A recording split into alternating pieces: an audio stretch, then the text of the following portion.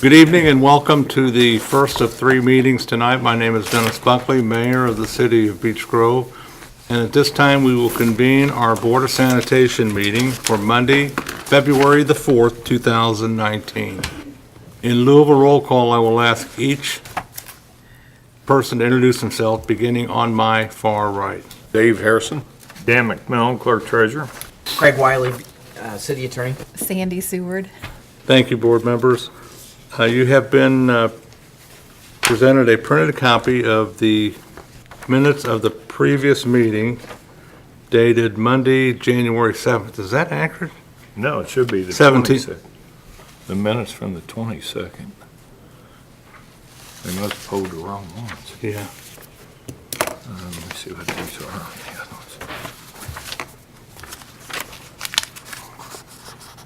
See, these are the 21st. 22nd. It was the 22nd. 'cause Yeah. it was- Meeting from the previous minutes of the meeting dated Monday, January 22nd. Floor is open for any questions, comments, or corrections. I have none. No. No questions, comments, or corrections. I'll ask for a motion to approve the minutes as presented. I'll make said motion. I second. All those in favor signify by saying aye. Aye. I also vote aye, and the motion carries. Thank you, Board. This evening, we have 2 pages of wastewater claims in the amount of $45,665.41. Floor is open for any questions or comments. I have that, thank you. I have none. No questions or comments. I'll ask for a motion to approve the wastewater claims in the amount of $45,665.41 dated February 4th, 2019. I'll make said motion. Second. All those in favor signify by saying aye. Aye. I also vote aye, and the motion carries. We have no unfinished business to carry over from the previous meeting, and we have no new business to discuss tonight. Comments for board members? I have none, I have thank you. none. Not, I'll ask for a motion to adjourn the meeting. Make said motion. Second. The meeting is adjourned at 6:04. 6:04 PM. We will convene the Board of Public Works and Safety meeting as soon as we reset. Thank you. Good evening and welcome to the second of 3 meetings tonight. My name is Dennis Buckley, Mayor of the City of Beech Grove, and at this time we will convene our Board of Public Works and Safety meeting for Monday, February the 4th, 2019. In lieu of a roll call, I will ask each participant to introduce themselves, beginning on my far right. Dave Harrison. Dan McMillan, Clerk Treasurer. Craig Wiley, City Attorney. Sandy Seward. Thank you, Board. You have been presented a printed copy of the minutes of the previous meeting dated Tuesday, January 29th, 2019. Floor is open for any questions, comments, or corrections. I have none. I have none. No questions, comments, or corrections. I'll ask for a motion to approve the minutes as presented. I'll make said motion. I second. All those in favor signify by saying aye. Aye. I also vote aye, and the motion carries. Thank you, Board. This evening, we have 26 pages of corporate claims in the amount of $964,931.52. The floor is open for any questions or comments. I do have a question, please, sorry. All right. Page 17. City of Beech Grove for the sidewalks, 183,000. Brad, would you like to answer on that? Who was it to? It was for sidewalks. I Sidewalks, think what it was is so that money, remember we moved the money into a different appropriation. Would that have showed up like that? I'll have to look at it. Actual bill. I gave you my, I have it circled. okay. I think that money's programmed. That's Thompson Road Yeah, sidewalks. yeah, Thompson Road, It wasn't an project. actual invoice. Yeah, Okay, yeah. thank you. That was my only question.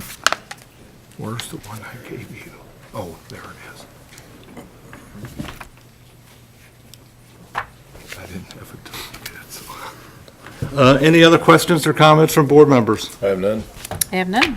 If not, I'll ask for a motion to approve the corporate claims dated February the 4th, 2019 in the amount of $964,931.52.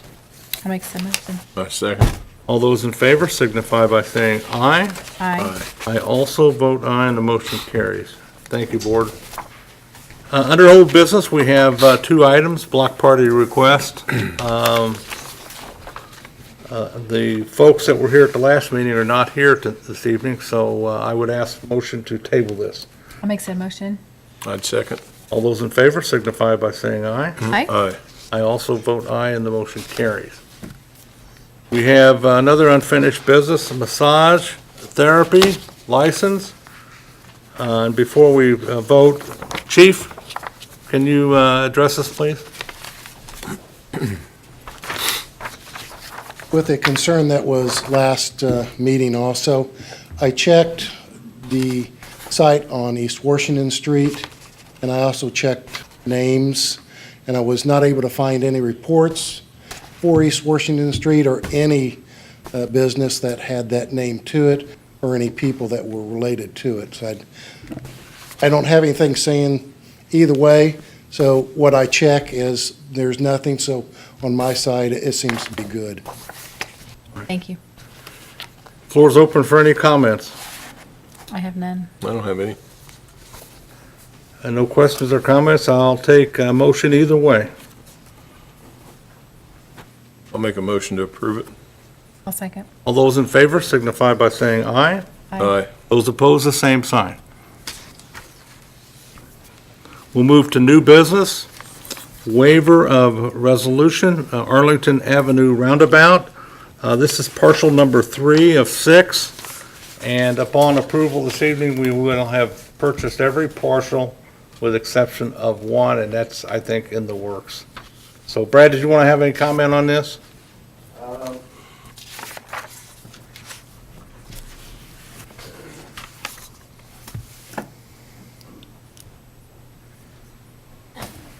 Good evening, Board.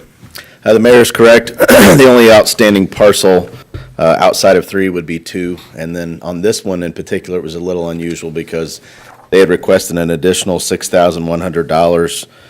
And I think that was to cover some fees. It was a $3,000 legal fee and a $500 processing fee and a $2,600 new survey that they required from a lender. And the way our consultant looked at it was, I guess, if we go to condemnation, which is the other option, it would be far more expensive. I think it was looking at like $10,000 and an additional 475 days. So this is a way to expedite the process and actually spend less money. Council, you have any comment on this? Not on that one, but on parcel 2, as of this afternoon, it looks like we're going to file a condemnation action. Because we're having some issues, and it still may get resolved, but the recommendation is that we follow through condemnation action. They have a new owner on parcel 2. It used to be where Mead Electric was. They've moved out, and so I think that's got caught up in there. And they were wanting a curb cut from Arlington granted to them, which is really outside of our jurisdiction. Would be more Indianapolis that would give that to them. So that was something we really couldn't get into with them. That was one of the things they brought up with that particular parcel. So, any other questions or comments? I've got one. Brad, who is ICI Property? It's the JDSU, Dan. Oh, okay, You know, the great big building on the corner, okay. Be the northwest corner. old Wave Tech. Yeah.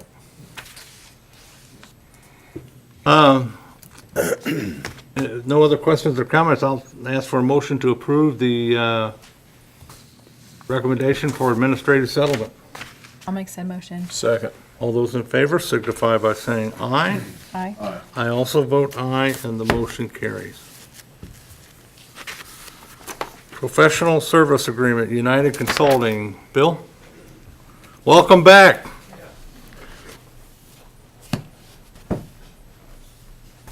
Thank you, Bill.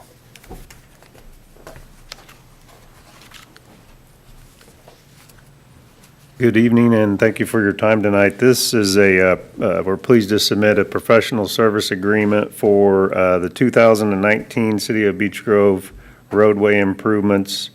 And the scope of the work is described in the agreement, and it includes items that were submitted with the city's 2019 Community Crossing Matching Grant application that we assisted Brad in assembling, and Brad has submitted. And I don't remember when they will announce the winners. It's sometime early spring. Early March, Okay. And that would be for half of the construction amount, if it is successful. There's also included in the work a piece of pedestrian trail that would connect the Hilltop Shelter in Sarah Bolton Park over to Park Meadow. Did you want me to mention the roads that we're Please. planning? Okay. The roads that are included in this year's work program would be 24th Avenue from Churchman to Southern, 2nd Avenue from Albany to Bethel, 15th Avenue from Main to the top of Sarah Bolton Park, Byland Drive from 12th to 9th, 7th Avenue from Alton to Bellefontaine, and then 16th Avenue from Albany to Main Street. And most of these are going to be complete reconstruction because the streets are in very bad condition. A couple of them were a mixture between just resurfacing and also full-depth reconstruction. Also, any needed curb replacements, sidewalk replacements, drive approaches, and handicap ramps would also be a part of the program. And take note that the improvements that Beech Grove has done over the last 8 years, this would be the 8th year, are, I would consider more long-term improvements. If you go back and look at the ones that were done in 2012, they still look to be in pretty good shape. If you just had blacktop those roads, you might be out there doing it again at this point. So Beech Grove is making good long-term investments for the city on these. So the agreement has a not-to-exceed fee listed for the services as described in the scope in Appendix D. The design, as in the past, is lump sum according to the scope of the work, and then the inspection part of it is an hourly agreement with a not-to-exceed, so only the hours that are needed to inspect the work. So I think that pretty much explains what's going on. Does anybody have any questions? Floor is open. I have none. I'm done. A couple comments. The amount I think that we are requesting through NDOT is like 336,000. I think. Yes, 333,500. Yeah. So what we want to do, board, we want to approve this with the contingent that we receive that. Because that plays an integral role in us funding this. And when will we know if we? Sometime in March. March? And this year, there will be a second call for community crossing funds. We received the first, in 17, we received 400,000. Then 18, we received 336,000. And then the second round, we received 90,000, and then we're applying for an additional 336,000. So if we get that, which I think we will, we've done very well. Yes. And so I just want to make sure the board's aware that we have to do this in contingent of receiving that grant. Because if we don't receive the grant, we can't do a lot of this work. So I'll entertain any type of motion. I'll make motion, we proceed forward. Second. Motion's made to proceed with the agreement with United Consulting. Motion and a second. All those in favor signify by saying aye. Aye. Aye. I also vote aye, and the motion carries. And Bill, we have these here to sign tonight? I'll wait around till the end of the meeting. No, we'll do it right now. Okay, thank you.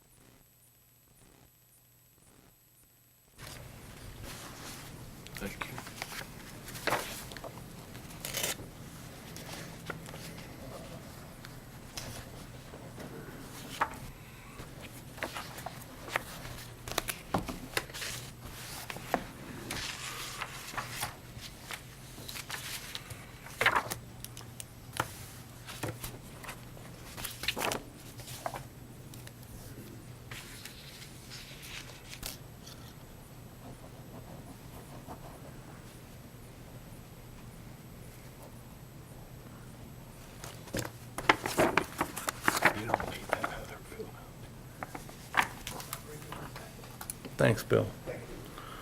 Next order of business, board, is IT agreement with DCC Incorporated. Dan and I met with them along with Lynn a couple weeks ago, maybe, I think. And they were going to send over an agreement with, to Dan, so we can bring forward to the board. So tonight, we'll just acknowledge that they're doing some work for the city, and we look forward to working with them. But he just hasn't brought his paperwork forward. So we won't vote until the paperwork comes forward, but we're looking forward to working with him. I think he's already did some work for the police department here. Hadn't? He's met with us, but he has to fill out forms for the IDEX before you come in the building and work. Okay. Okay, and that's just a procedure, so hopefully by the next meeting, we'll have something for the board. Next order of business, surplus equipment, DPW. Brad?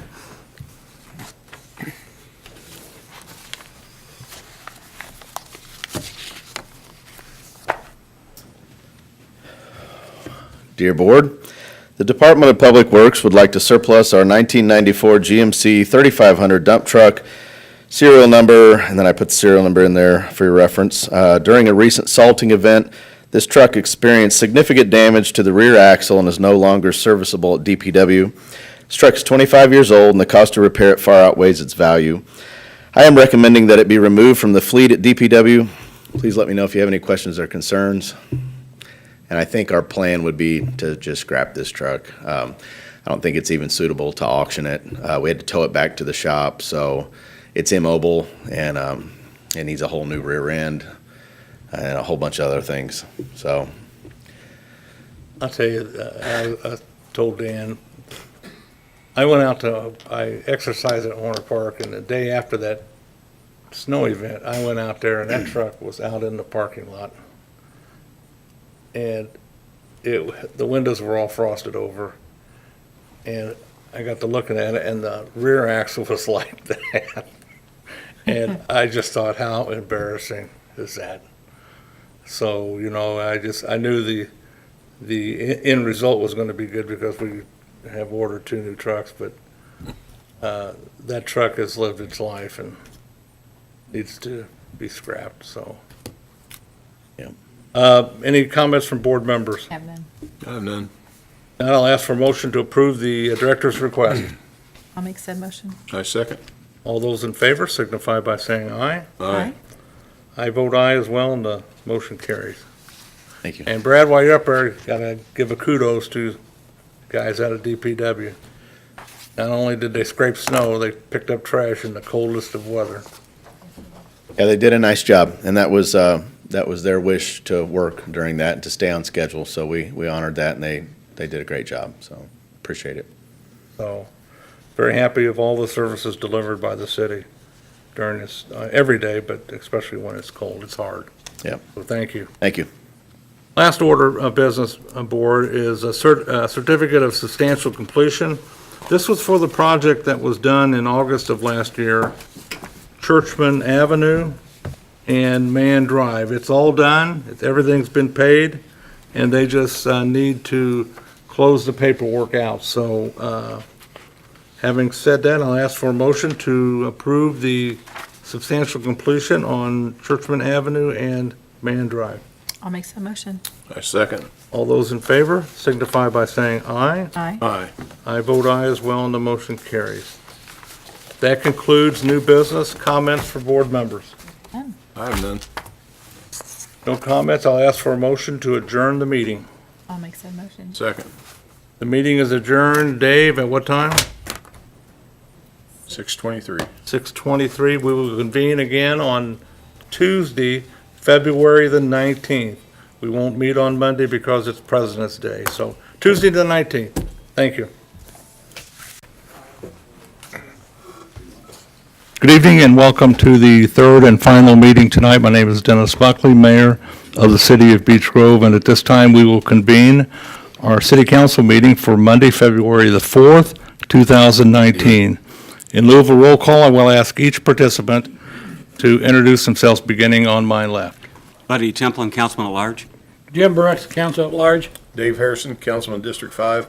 Dan McMillan, Clerk Treasurer. Craig Wiley, City Attorney. Vito Mascari, Council District 2. Elizabeth Lamping, Council District 1. Chris Duffer, District 3.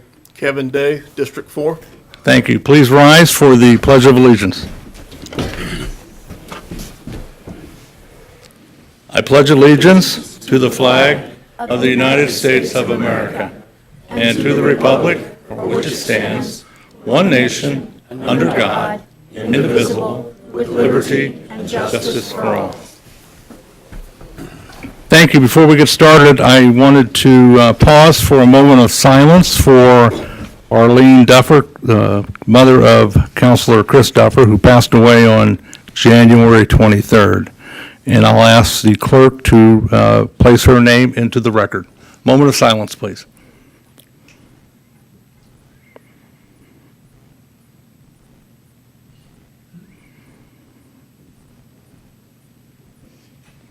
Thank you. Before we get started with Youth Council, I'll ask Councilor Jim Brooks to comment on the Relay for Life. Jim? Okay, this Saturday at the Hornet Park Community Center, Relay for Life, which is a deal that fights cancer, is having a chili cook-off. All the chili's free. Come in there, probably be 40 different pots of chili, and you judge it, and that's how somebody might end up taking a trophy home. But there'll be chilies, there'll be white bean chicken chili, venison chili, and all kind of hot chili and regular chili. And there's gonna be hot dogs, grilled cheese, and some fantastic homemade desserts and drinks. The drinks and the hot dogs and grilled cheese and desserts, you have to pay for that, but the chili's all free. And you could taste all 40 chilies if you want to. But please come over and help us out. Thank you. Thanks, Jim. Excuse me, it's from 12 to 3. Special presentations, Youth Council. Liz?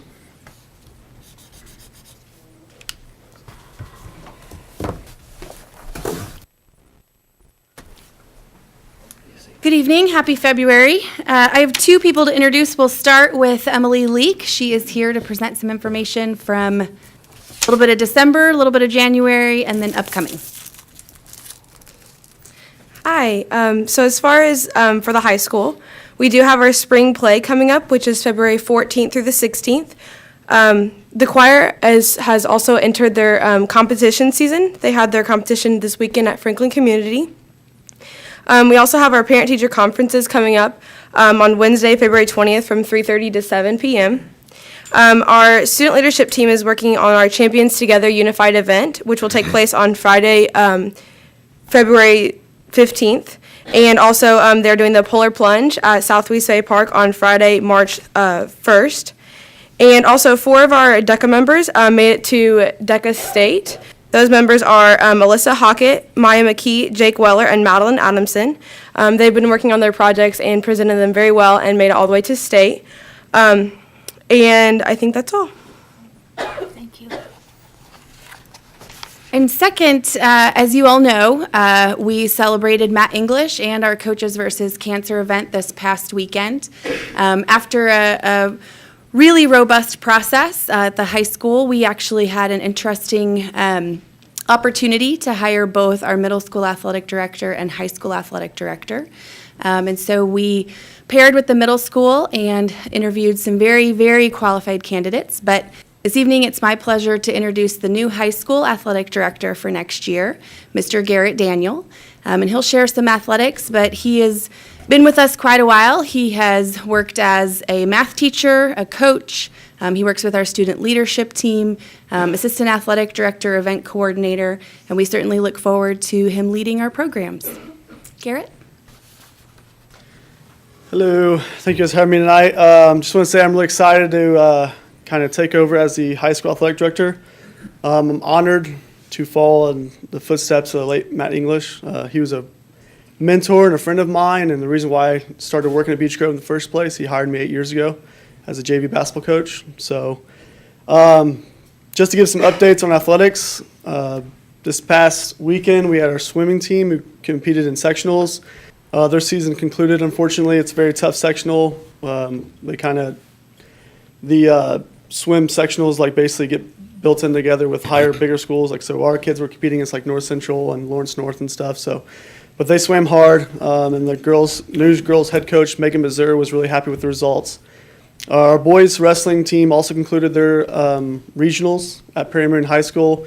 We didn't have anybody advance this year, but first year coach Larry Williams was excited and happy about the direction of the program with him taking over. This past weekend, as we talked about too, was our Coaches vs. Cancer. It was a great day overall. Ron Colley was there. That's who we played against.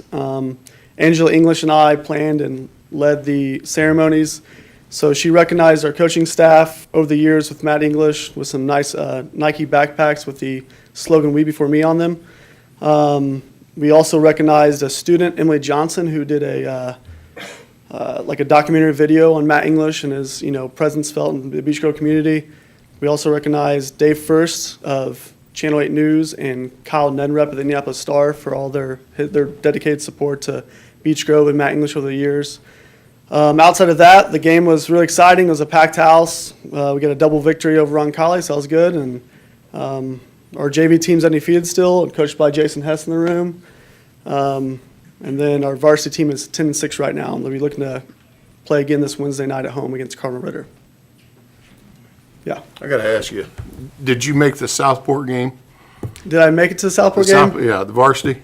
I unfortunately did not, but I heard about it. I actually graduated from Southport, so that's kind of the game I want to get to. But I texted, I think it was Jason Hess and Dan Neitz, because I hadn't heard anything. Usually they text me after the game. It was about 9:30, which would be the time, and then I found out through Twitter that it was like double overtime and then triple overtime, and I was just like waiting by my phone just watching it. So In all the years I went to basketball games, I can't tell you that was the most exciting basketball game.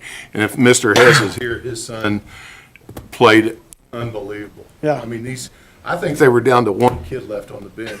And Southport, I think, had fouled their last kid out. Yeah, they were playing 4 plays. And there was only 3 seconds to go, but they had actually played before. I started down the steps twice to leave. And Parker makes a 50-footer. Yeah. And I'm like, well, back up I go. Yeah. And in 50 years, I've never seen a more exciting game than that one. Yeah, I'm sorry I missed on that one. It was one of the best games. English would have been proud. Yeah, sure. All right, thank you. Thank you. Thanks, I have a question. Do you know, I have some past alumni that I work with, and they're wanting to know where they can get the We Before Me t-shirts. Is there a way we can go, I could guide them to get a shirt? I think really, yeah, if you contact the school, Garrett directly, we can definitely get them in contact with. Very good. So just get a hold of the school. Okay, thank you. Anything else for us? Thanks, Liz. Next up is recognition of the 7th and 8th grade basketball teams. We'll start with the 7th grade. If the 7th grade team can come up and their coach, just stand right up there in front of the council.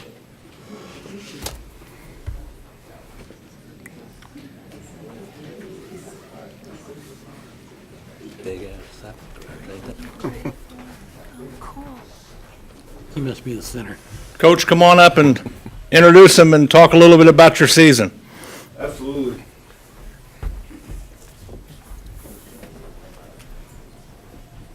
Thanks for having us tonight, guys. The 7th grade basketball team, as you see in front of us, is a great team, and the word that defines them is togetherness. You know, I think that's a thing in Beech Grove that you find common and something that starts at the middle school era, and I'm glad this team embraced that. You know, we had some adversity in the early season, you know, whether it be in the court, in the classroom, or off the court, you know, just things that come up in a boy's life, and these guys kind of stayed together with the help of their parents. They did a great job this year being supportive and being helpful, and at the end, we sure came together. And we were able to win the conference, and I feel like each and every boy that's standing in front of you here got a lot better. So I'll go right down the line here and recognize everybody, but really this was overall performance by the whole team, and just thanks again for being such a great community. Gavin Schmidt, Simeon McIntosh, you guys just take a step forward when I call your name. Gavin Schmidt, Simeon McIntosh, Eric Freeman, Jonathan Brewer, Gavin Mims, Levi step forward. We got Cole Hess, Aiden Howe, JJ step on forward, JJ Murray, and David was our manager who came on late, so we're glad he was here with us tonight. This was the 7th grade basketball team.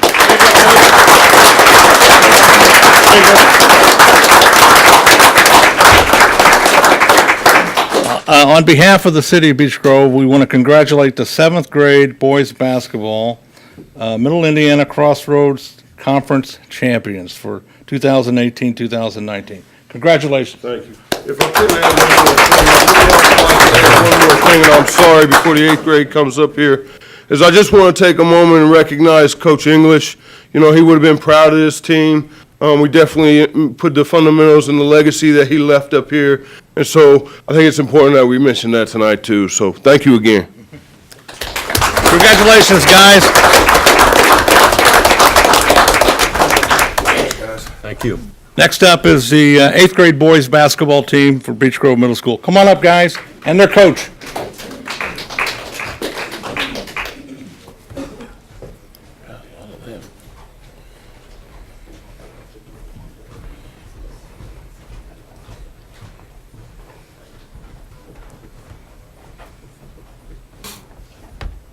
Come on over, Coach, and introduce them and talk a little bit about your season.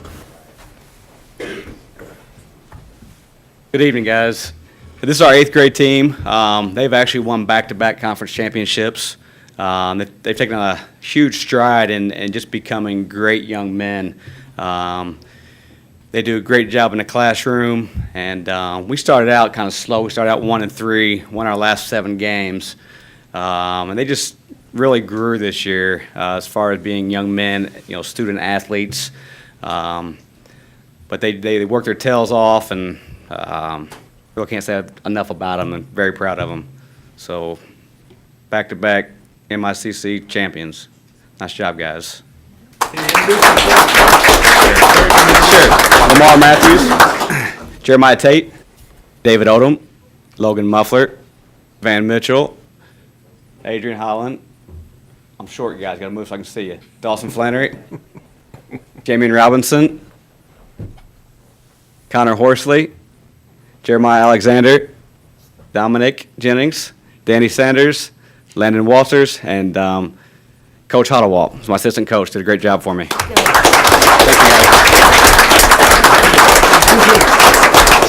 And their head coach is Larry Williams. Larry? And on behalf of the city of Beech Grove, we congratulate you for the Beech Grove 8th grade boys basketball 2018-19 Middle Indiana Crossroads Conference champions. Well done. Thank you, sir.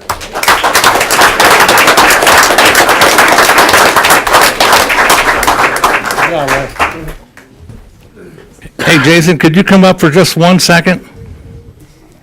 We're not going to let him get out of here before he talks about the freshman and reserve basketball team over the last 2 years.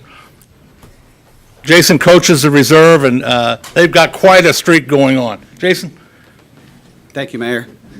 No pressure. We still have a few games left, but so far our JV team is 14-0 for the season.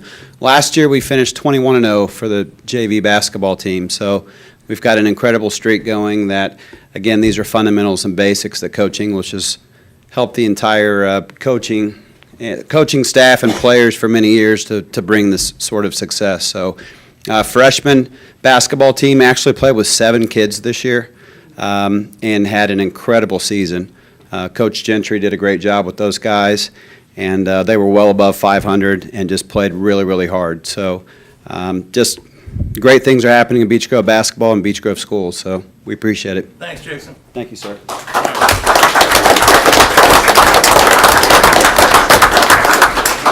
That concludes the presentation, so if you want to excuse yourself, you're certainly welcome to. Is that everybody? We all? Good night, Counselor. Excuse yourself. What'd you say? The pressure's on this. That concludes everyone. Excuse yourself. Look how cute.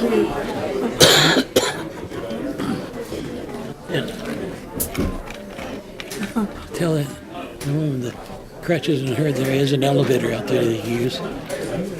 You know, there's this lady here can't hardly walk, and the other's got one leg. You tell them? Yeah, what's that? I want some purple rimmed glasses.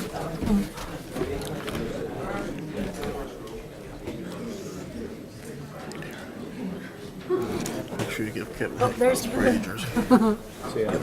Make sure you give Kevin Hickman's Brady jersey. Plan on doing something. Oh, okay. I don't know if that's resolution 3. Well, it has to do with.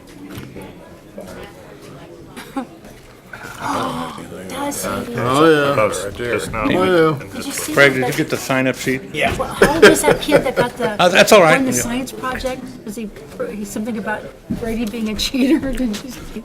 I didn't see that. That's a nice Yeah, jersey. here it is. I like that. Good jersey. I did not buy that.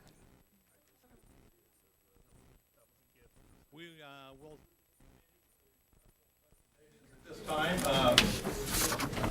as is precedent in February, we hear the state of the city court, and with us this evening to share the results of 2018 is the Honorable Andrew Wells. Judge?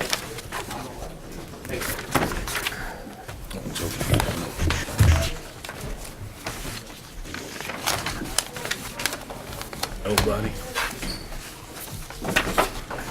Thank you, Mr. Mayor. Good evening.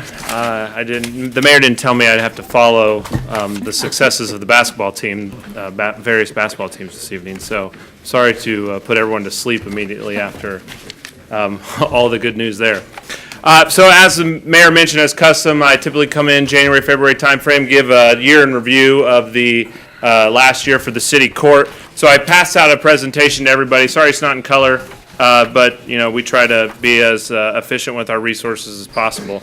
But I think you can still see what you need to see. So if you go to page 1, it talks about our case filings. You'll see that in 2018 we had 4,300 case filings. And I think if you remember, last couple years I've talked about how Speedway, Beech Grove a little bit, and some of the other cities had kind of refocused their efforts in more ordinance violation type enforcement and getting away from kind of the traffic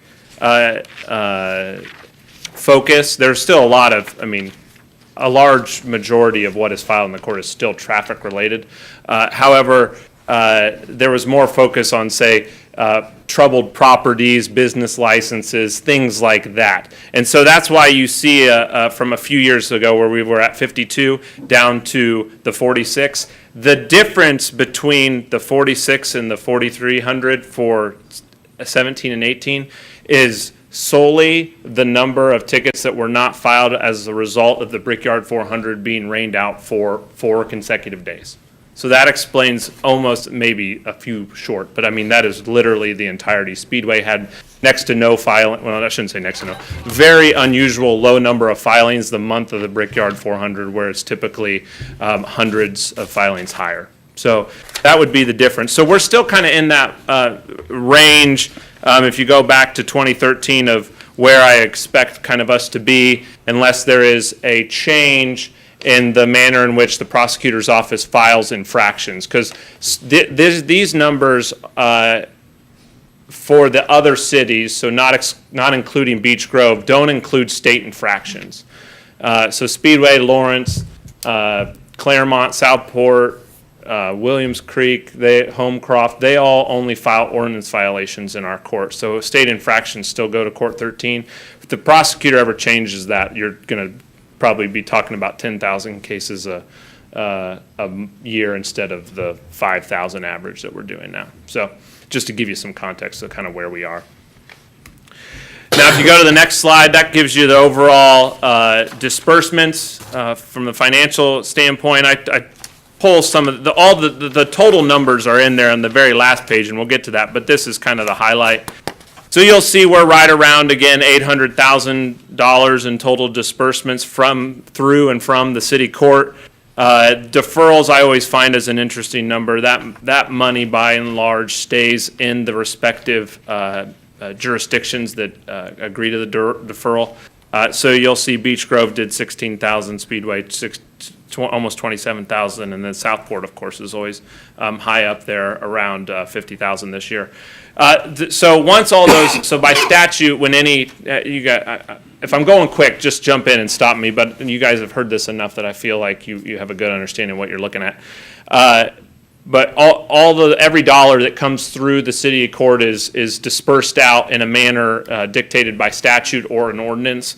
And so that after all of that is processed through the various state formulas in our computer system, that 166,000 is the net number for 2018 that is left in the city of Beech Grove. Again, there's extensive details in the last page of the handout. And then so you'll notice at the bottom, I thought it may be helpful to start including, I did this last year, start including what we're budgeted, what we spend. I didn't have the final this year, the final 2018 appropriation report. So you'll see that that's what I called a forecasted number. What I did was, and I'm sure it's available, but I was using the website and only 2018 was available. And so I just took the average appropriations from the city court through month ending October 31st, and then averaged that to get 2 more months and added that onto the total. So it could be less than that. I wouldn't expect it to be much more. So again, last year I think we were around $20,000 to $30,000 under budget. Again, we're going to be in that ballpark as well. So that kind of gives you a whole picture. And again, like I said, the last page has a breakdown of everything. So if you see the total disbursements, so even though, what I find interesting is even though that we were down about 300 case filings, that the total disbursement number is right there where we were last year, and even higher than where we were 3 years ago. So it's really, again, it depends on what types of cases are getting filed. A lot of those, I don't really have a good catch-all term for them, but like the community property type enforcement citations usually carry heavier fines too than, say, a speeding ticket or a parking ticket. So sometimes, 1 or 2 of those would, from a pure dollar and cent standpoint, would equate to 10 speeding tickets or something like that. It all just depends. But so that's why the total disbursement number doesn't dip down a lot further like the filings had. If you go to the next page, again, I just kind of put the Beech Grove number in there. That difference, so if you went to the slide before where it had the disbursements, and you see that last year was the 3rd highest year of the court in the last, what's this got on it, 9 years, 8 years? But the net to Beech Grove is only the 5th highest. That is all a function of deferrals. So deferrals for Beech Grove were down in 2018. So I think I don't have that number right in front of me, but I think the 2017 number was about $10,000 or $15,000 higher. So again, like I said, those deferrals, a large chunk of that money, well over 50% of the dollars associated with deferral stay in the jurisdiction. So that explains the difference there. Then if you go to the next slide, it's just an update on where we were. When I came in last year, we were in the process. We had just started in November of 2017 with a move to paperless court and e-filing. We've completed that transition, so this is just a little bit of an update. Like I said, back in 2012 when I took over as judge, we moved to the Odyssey court system. That kind of laid the foundation for us to eventually do this. It took the Supreme Court of Indiana is behind this movement to paperless and e-filing courts. So it took them that long to kind of assess the larger courts and the bigger counties like Lake and Marion and Vanderburgh and start implementing this paperless and e-filing rollout. And the paperless and e-filing courts started a couple years ago with some of the smaller counties as pilots and things like that. So that's why you see a big, a 5-year difference between when Odyssey came to Beech Grove and then we're moving to paperless and e-filing. So that began in 2017. We were the second city court in the state of Indiana to move to e-filing, which I was pretty proud of. The only one that beat us was the pilot for the city and town courts, which was Carmel. And so we were second. And then at the time, when we were implementing, there was another one implementing, but they were behind us in the schedule, so that's why it says there was only 3 at the time. The number isn't much higher now. I want to say it's around 10 maybe, but some of the cities and town courts didn't have a lot of the groundwork laid like we did with Odyssey and all that stuff, so they're having to do a lot more to make this shift. So we started that implementation, like I said, in November and February. We started the e-filing part of it. Again, another note, we were ahead of all the Marion County small claims courts, which I thought was impressive, because usually the Marion County courts are ahead of us on some things like this, or get attention before we do. And then we completed our full implementation in April of 2018. So, and just to give you a reminder of what this means is, all attorneys and practitioners that use our court have to use the e-filing system. Pro se litigants, so people that represent themselves, they can if they wish. So they don't have to. So if someone still comes in and doesn't have an attorney, and they're, say they have a speeding ticket and they're wanting to litigate it, they can still file something paper, and we'll put it in the system for them. So it has, but we found that, and throughout the state, the Supreme Court has found this, that about 20% of litigants will go ahead, and they're savvy enough with technology that they'll go ahead and use the e-filing stuff, and we've seen that as well. So, but this has been, I think, beneficial to those litigants who don't do that, because they're able to see stuff online much quicker with everyone e-filing, or all the attorneys e-filing and things like that. So it's increased our efficiency from a case processing standpoint. It's made it a lot easier for me, as I think you're all aware. The judge doesn't have an actual brick and mortar office here. Our office space is just where the staff is. So it's made the mobile aspect of my job a little bit easier, because everything's electronic now. So Cindy can get stuff to me quicker instead of her having to scan it in and do all that kind of stuff. Our storage needs are slowly reducing. We have a big spot, and Chief, I think it's still pretty big down there in the basement of the police department, but we're slowly getting all the old cases that we're required to keep by statute logged into the e-filing system, and eventually all that will be logged in, and then we shouldn't have bankers' boxes full of cases in the basement. And then it's reduced our supply needs a little bit as well. We need less paper and things like that. So what's ahead for 2019? We're going to still provide services per the interlocal agreements that this council has approved over the last 8 years.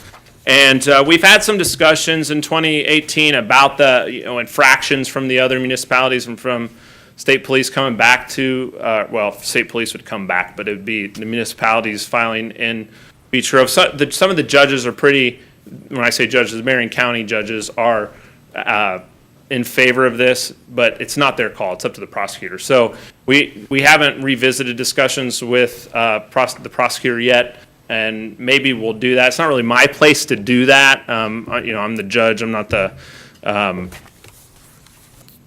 I shouldn't be telling the prosecutor where or not to file, kind of thing. So it's up to him. But I know there's some people looking for efficiencies from the county level, and that would deliver it, I think, in at least a small way, because it would take cases from Marion County here, and the money still stays in Marion County because our court is in Marion County. So it's kind of a win-win for everybody. But it's not usually a top priority either, right? Because they're dealing with felony murders and robberies and, other things like that. So I think eventually we'll get this corrected. Then you'll see a court, that's humming along here at 5,000 cases a year, probably hum along at 10,000. The nice thing about where our budget is we right now, thanks to this council budgeting us properly, we could absorb that no problem. So we would not need a budget increase to absorb that increase. We just probably wouldn't have a $20,000 or $30,000, budget savings every year because we don't spend enough. So that difference is largely our part-time person who only works a couple days a week trying to get the backlog in the system and helping when Cindy's on vacation, things like that. So we would easily be able to absorb any increase in filings. So And that's everything. So if you turn to the last page, and again, sorry for the eye test, but I try to get the whole year on there. But basically, that's a breakdown by month. Every municipality shows you where all the dollars go. I try to make it as easy as it can. I'm sure you're glazed over at this point looking at all the numbers. So if you have any questions, I'd be happy to answer them. No? Thank you. Thank you. Wow, you guys are letting me off easy. Thank you. Hang on, Judge. Either you or Craig, if you could take a moment and talk about your experience with teen court. Oh, I can't believe I forgot to mention teen court. So I think we started that in 2018, or maybe the tail end of 2017. So and I don't know if the principal's still here, but Liz came to us and the superintendent came to us, and Craig and I, excuse me, and asked if we would be willing to help them implement teen court. And what teen court is it is, and I forget it's through a non-for-profit organization that partners with schools.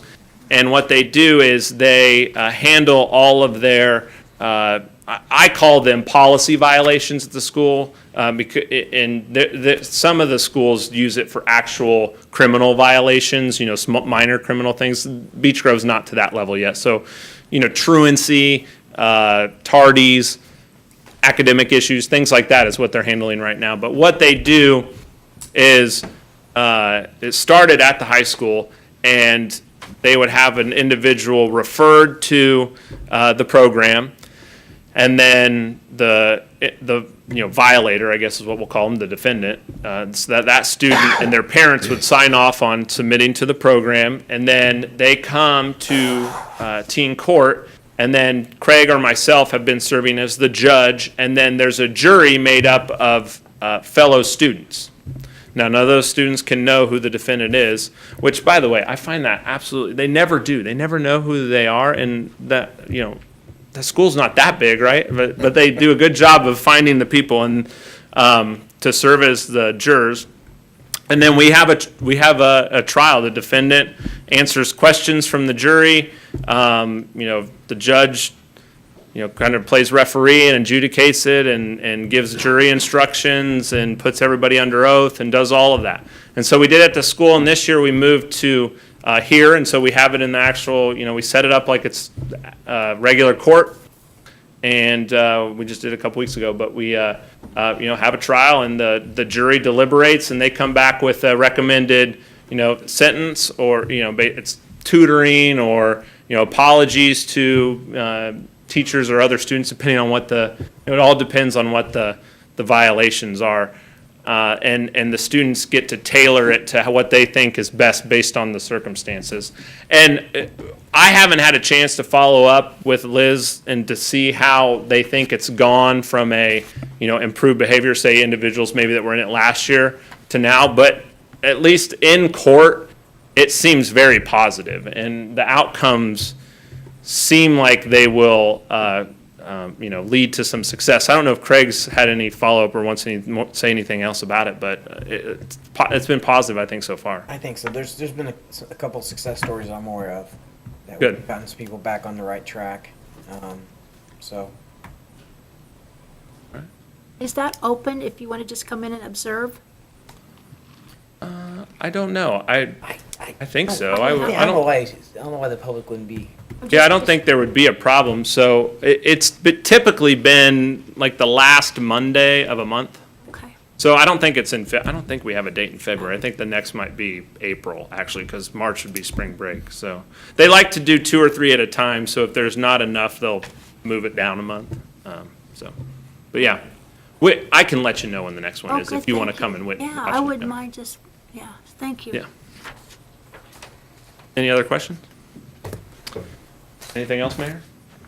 All right. Well done. Thank you. Yes. Good job, Judge. Thanks. And the teen court, it's a small world because my friend, our friend Todd Bertrand is going to talk to you a little bit about the sewer utility, but he's the deputy mayor of Westfield. My friend, the mayor of Westfield, Andy Cook, is the one who talked to me about teen court and the Reach for Youth program. So it's a small world. And he came here and talked to a group about the teen court, and we instituted it. And And it's being underwritten by Community Hospital East District, our East Region, so it's a wonderful program. Next on the agenda, anyone here for next stop? Main Street update, Jim? Did you want to say anything?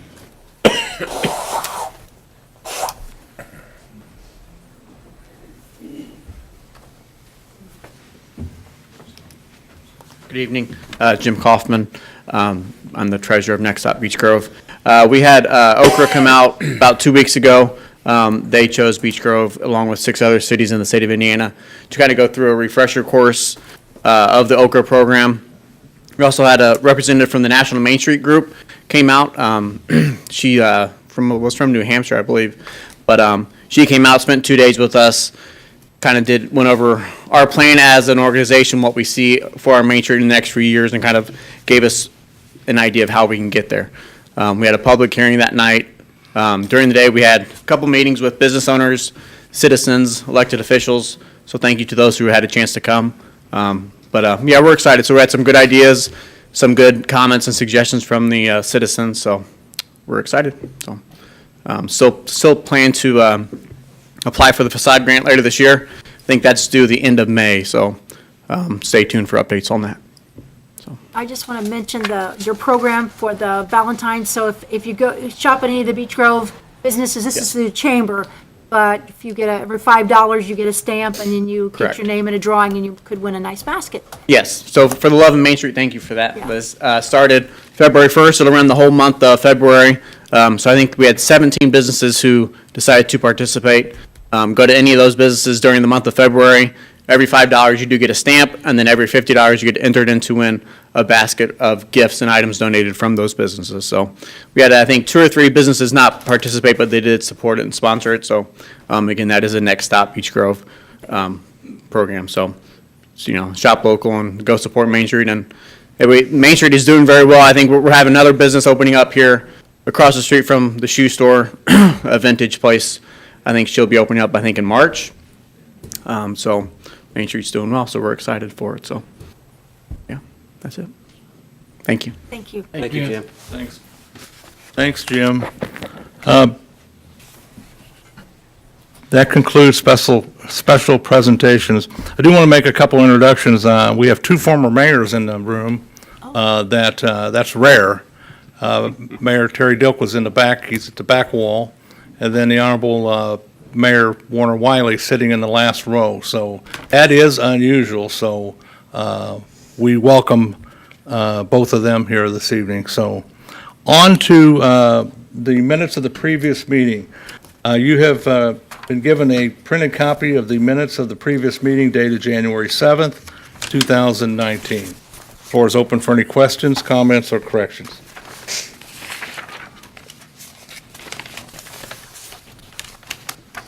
No questions, comments, or corrections. I'll ask for a motion to approve the minutes as presented. Make a motion to approve the minutes as presented. I'll second. All those in favor signify by saying aye. Aye. Those opposed, the same sign. Public comments, Counselor? Nobody signed up? Is there anybody who did not sign up that would like to speak?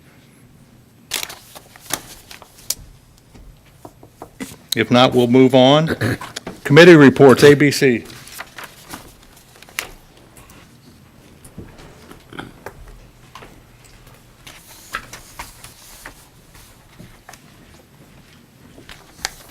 Good evening, council members. Good evening. Hope everyone is doing well. So we had one on the docket today. It was Walmart store, Supercenter store number 5443, and it was an automatic renewal with no violation. So pretty easy today. Any questions? Good job. All right. Thank you very much. Have a great day or evening. The clerk should have passed out Greenscape Commission and Public Safety. Compliance hadn't submitted yet. Last report, financial. Dan? Good evening, council.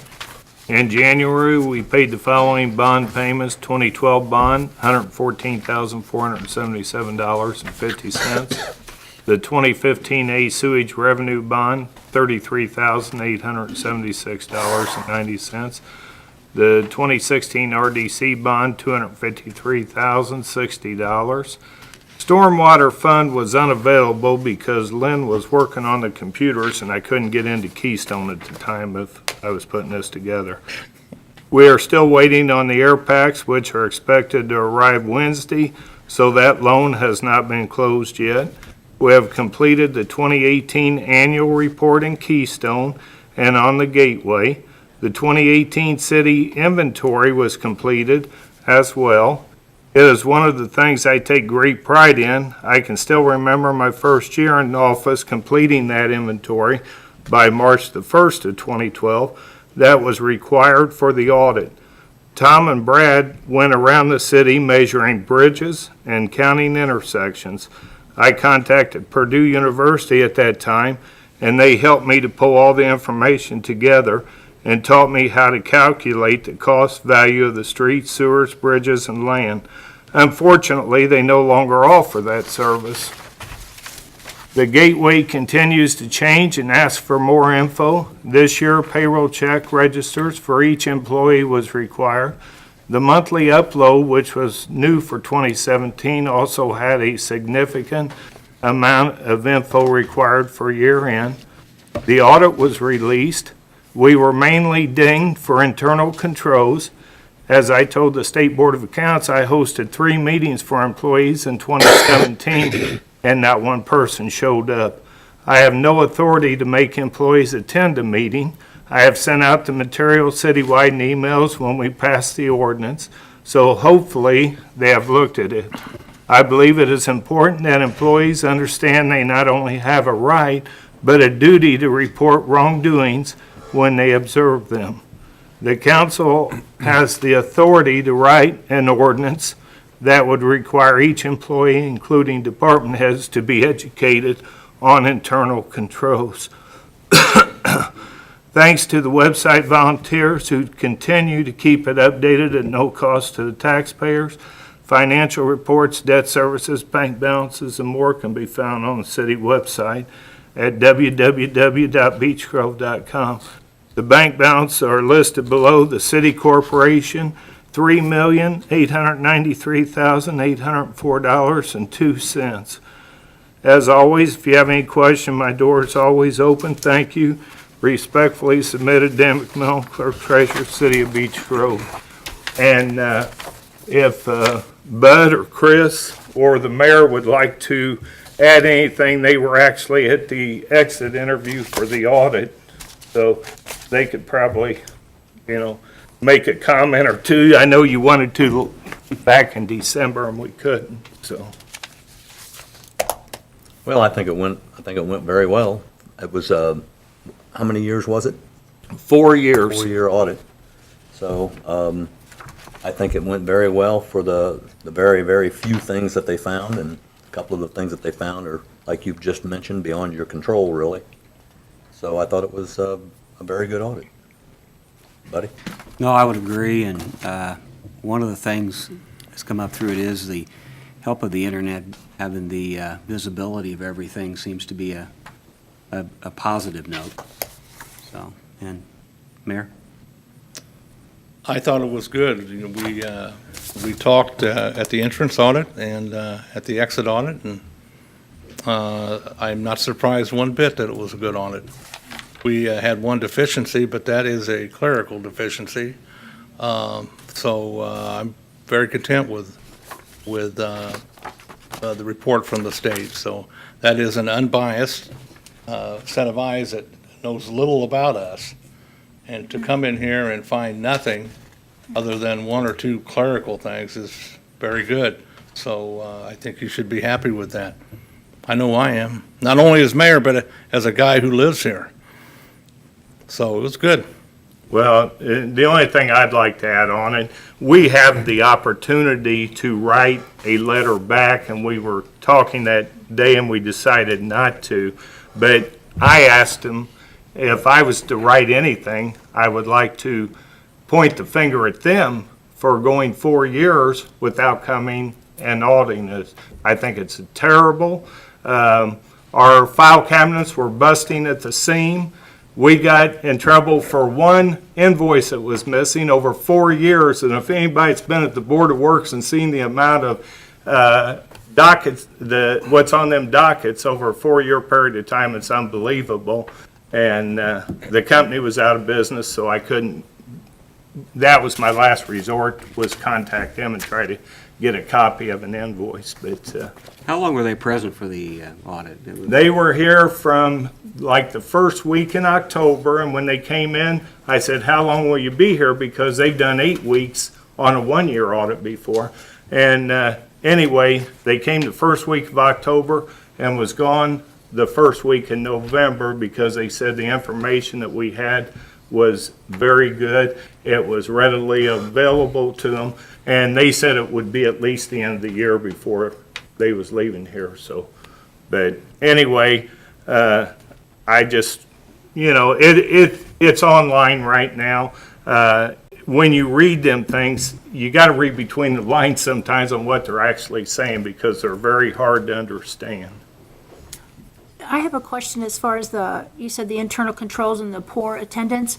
Is there a link that you can share with the employees and they can go in or does it have to be hosted, you know, is it something they could just link into and then kind of sign off that way to get more people participating? I think they want a physical meeting there. Do they? Okay. That's the way I understood it, and I think the rest of them did too. This seems to be an issue in this particular area in many municipalities from the way it sounded. Right, yeah, and I talked to... We're not the only one that's dealing with this. No, I talked to one of the school systems, and he said you and everybody else in this state got wrote up for that, If they'll come to some kind of just putting it on like a learning link or something. Right. Any further questions for the clerk? Then we'll move on to unfinished business. You were introduced to our friend Todd Bertrand in January, and he's here for an update on the RFP for the sewer utility. So, Todd, I'll defer to you. Thank you, Mayor. Good evening, Council. It has been approximately a month since I stood before you last, and so tonight is just to give you an update on the progress of the creation of the request for proposal. Now, what I will do is provide Mayor Buckley some electronic material just to circulate to save paper, but I'll review to the extent that we're at so far on just general requirements, and as this process continues, certainly any input that the council wishes and convey to Mayor Buckley is expected and certainly welcomed. So there's criteria that we're setting forth, general requirements that we would expect from a proposer. And keep in mind, this is a pretty hefty document. It will be approximately 50-plus pages when it's all said and done and ready to be put out for review.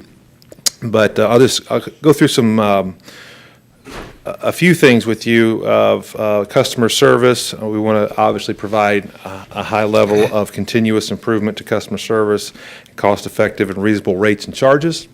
Long-term reliability, efficient maintenance, minimum service requirements and standards would be continuous operation. Some of this is obviously goes without saying, but we want to put this in this legal document. Maintenance, repair, rates for service. We want to make sure the proposers demonstrate, as I mentioned last time, what if under their ownership, what would rates be? I think it's important time to pause at this moment. Where I've asked Mayor Buckley to have a rate study. I think study is probably an improper term, but an update to the current rates based upon what we know that citizens under the current contractual agreement will charge the city of Beech Grove at a wholesale rate. And what we know in 2019, that approximate annual cost at the wholesale rate is $687,000. Approximately a 10-year lookout, and that looks to go up to $3 million in 10 years. at the wholesale rate. So Peter's municipal consultants are going to model what that would look like under continued Beech Grove ownership and having that contractual wholesale agreement between the City of Beech Grove and Citizens Energy Group, and then modeling not only the wholesale cost, but then what costs are required or revenues required to operate the utility for main repairs and things like that. So that's going to be an important document as we move forward and let you see how rates will be impacted over the next 10 years based on what we know today. So in the RFP, we want any responder that so chooses to show and demonstrate to us what would rates look like under their ownership, and we will know what rates will look like under our ownership. Something very important I know the community is the septic tank elimination programs. We want to know what a potential new owner will do to help eliminate septic tanks, those that remain inside the city limits. Lateral service line responsibility, we have that called out, as I understand it today, that a ratepayer or customer is responsible for the lateral line all the way to the main connection if it's even on the opposite side of the street. We want to limit that liability or exposure to their property line. And that would be then the new owner's responsibility from the property line to the main and repairing streets and things like that. We want continuity of current service standards. The minimum standard is your current standard is, I believe it's the Code of Ordinances, Chapter 50. So at a minimum, they would need to have their terms, conditions, and policies mirror what you have currently today. Administration of pollutants and residuals, data management, lab services, odor control, sewer overflows to the extent there are any, collection service maintenance, capital improvements. I'm just running through these so you know how meticulous this document is. Emergency preparedness, reports, safety programs, local customer service payment options, so people can drop their payments here or somewhere within Beech Grove. Local minority, women, and veteran-owned businesses, when applicable. We want that opportunity. We want them to explain to us how they will do that in using your local businesses. Sustainability initiatives. And we want to know, in part, and I'll stop there, their corporate citizenship. What will they do from a philanthropic component? How will they support this community as a new corporate citizen? So we'll ask them to describe those things. What will they do to stand alongside of us in economic development or redevelopment? We'll expect those.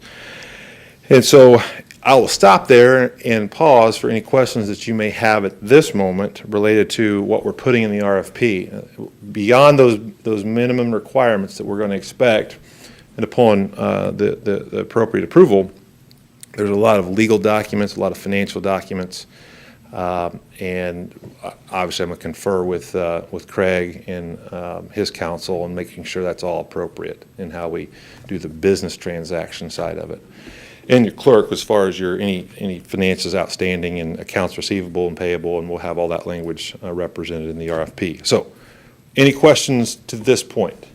Well, my comment on your last statement as far as the corporate citizenship, the fact that they would help with development and improvement of our city, I mean, that Correct. sounds like a nice perk. Yeah, I would recommend that we would set an expectation of whoever comes in here is a partner, as opposed to a normal acquisition in a private sector context. You acquire it and all parties go their separate ways. That doesn't happen in a municipal acquisition. They're a partner for the long term. And so we want to know, what will you do to help propagate and sustain economic growth, economic redevelopment inside this community? What will you do from a philanthropic standpoint? You have civic and community and school groups. What will they do? They have a moral and quite frankly, an ethical obligation as an owner of the utility and as being a service provider. So we want them to demonstrate to us, what will they do? And then with that, did they come to like periodically to council meetings and kind of give us? We would articulate that expectation. Absolutely. Very good, very good. Indeed. Other questions related to RFP before I move along? So I mentioned earlier the rate update, what will rates look like under continued ownership based on what we know from the wholesale agreement through 2029. So that work product is in production at this point in time by Peter's municipal advisors. So that's an important document as that becomes clear.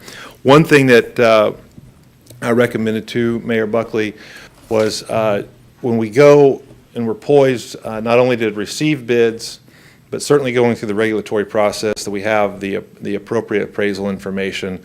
So I would have recommended that we have an update to the appraisal by a group known as Walden Environmental Engineering. The principal there is a gentleman by the name of Ted Nitza, and Ted has worked all over this state. He's very familiar with our regulatory environment, and his work product is very familiar in front of the IURC. And from experience, you want to make sure you have the proper valuation data format and experience as we walk in as a joint petition. So whomever the bidder that you choose, we're walking into the regulatory approval process together, and we need the proper data, the proper format, and the proper experience, because we get one time to do this right, the correct way. And as I mentioned, as I stood before you last month, the Office of Utility Consumer Counselor, the OUCC, their job, their mission, and their mandate is to break these acquisitions apart and make sure it is in the best interest of ratepayers. So we want to make sure we have all those proper documents in place. And I will stress this. I will repeat it. You'll know each time I stand before you that what will come out of my mouth somewhere in my oratory is the important thing to view a project like this is not necessarily a short-term monetization of getting a lump sum or whatever the payout is. The important view is how will citizens, your constituents, yourselves, your friends, your neighbors, the ratepayers be treated over the long term as it relates to rates. That's what projects like this really are the focal point. Is not necessarily a clean the bank account out sort of activity or stack it up, a hefty monetization, and there will be a monetization. There'll be proceeds related to this. You'll retire debt. But the long term is how will your community be affected every month when they open that wastewater bill, and who can do that better? So we'll know what we can do and what we have to do under ownership, and we're testing the marketplace to see what scale, the economies of scale, the expertise that is in the marketplace can bring that value into the community. So that valuation, I've made that recommendation, and I'll yield to Mayor and/or Craig on the steps forward on that. And really, that's it. I mean, it's been a lot of work, phone calls throughout the last month with Craig and Mayor and some other professionals. But my mission and my mandate is to be before you each month until we get this thing out on the street, and then obviously thereafter. I'll take your questions. Well, my comment again would be the reassurance, because our time on this council and us voting on this however it comes out, there's going to be a lot of after us, and to have that assurance and make sure that your top priority is keeping our citizens in the best interest of them as far as ratepayers and for the future. That's yeah, and I appreciate that, Madam Councilor. That's the focal point of all this. The last project that I as I mentioned at our last meeting, that was the focal point. Those rates were destined to go up 125% under municipal ownership based on the scale that they need. And I'll give you an example. Since that acquisition has taken place, understanding that Beech Grove does not provide its own water service, but in the community that just transitioned their water and wastewater system to the private sector, the new owner went in and found 200, so 16% of the meters of all the ratepayers were non-functioning, meaning that was lost revenue to the utility, and the town did not have the financial capability to go in and keep updating those and trading those meters out. So there were 200 folks probably once their meter gets changed, they're going to be a little upset because it actually is reading in real time and giving a proper reading. But that is an example of how these things do devolve into disrepair. And so when at the end of the day, it is about ratepayers, this quality of service they have, and the financial impact upon them. And Todd, I we'll- would just ask Sure. for a request that sometime in the near future that you're able to sit down with the clerk treasurer to look at some of the money impacts involving the utility and so forth. Yeah, so we talked last time, indeed.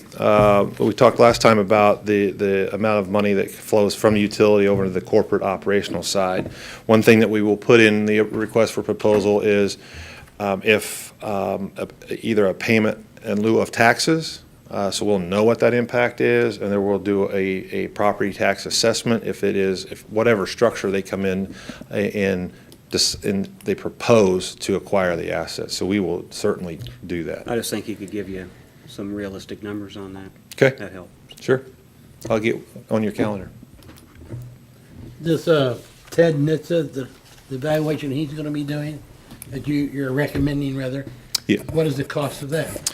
Right now, that's at $9,500. That's for him and his firm to come here and perform the valuation. I mean, it's a pretty substantial document. I'd like to make a couple of comments. We've already got over 50,000 in this thing. We're paying you 3,000 a month. Another 9,500 to this guy. We got Peters Municipal involved in it, and he's not cheap. And I just think we're throwing money out the window. And how do you explain that to your ratepayers who probably will see an increase because of the money that's being spent, probably for no use whatsoever? Well, Mr. McMillan, I appreciate the opinion. First and foremost, I don't know that I've ever said, or anybody to my knowledge has said these endeavors are cheap. I will say you get what you pay for. The current rate increase, that's incumbent upon this council if they adopt an ordinance to increase those rates to absorb those costs. In the grand scheme of things, based on what we know now, sir, over the next 10 years, rates will more than double. They're going to, no matter who owns it.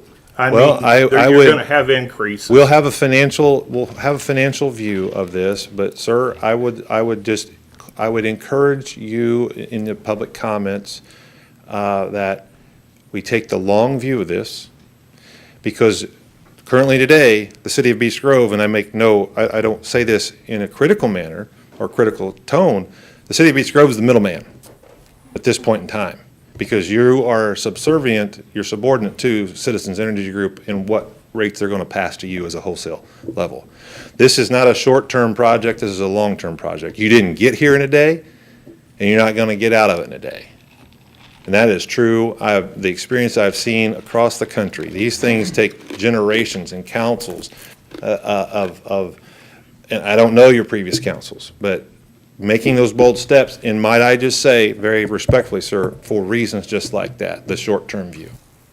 Well, in my opinion, the sewer utility is solvent. We have not had that as an issue.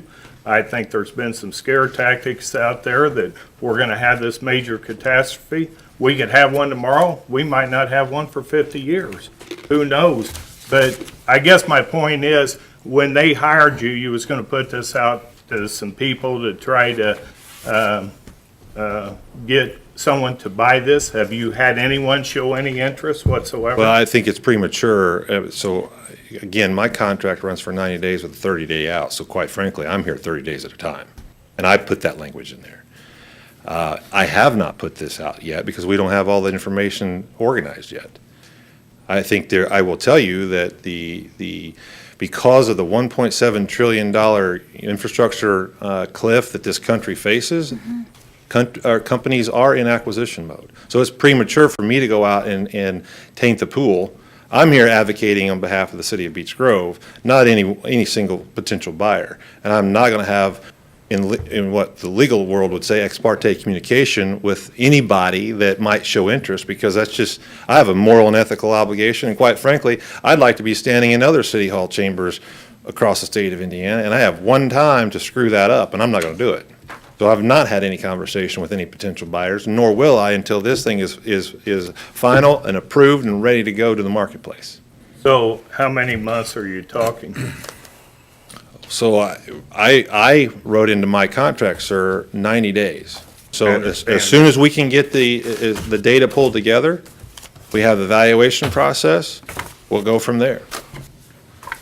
If there's a fear that I'm going to drag this out for my own personal gain, I'm sorry, that's not how I operate. Well, it's not just you, it's another 10,000 for this company you're talking about. There's attorney fees, there's Peter's fees, there's other things. How do I tell someone, when I'm knocking on their door, that, you know what, they're telling me they got to choose between paying their sewer bill or medicine? It's, you know, you got to have an answer and a realistic explanation of time. Well, Mr. Clerk, I would say that that's exactly why this city is, and Mayor Buckley has led this city to this point, for that very reason.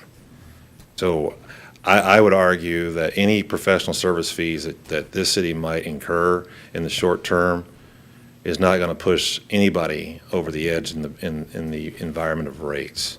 If that's the case, then might I just say we better stop right now. If we're that unsolvent, we might as well just stop right now. We're not unsolvent. Okay.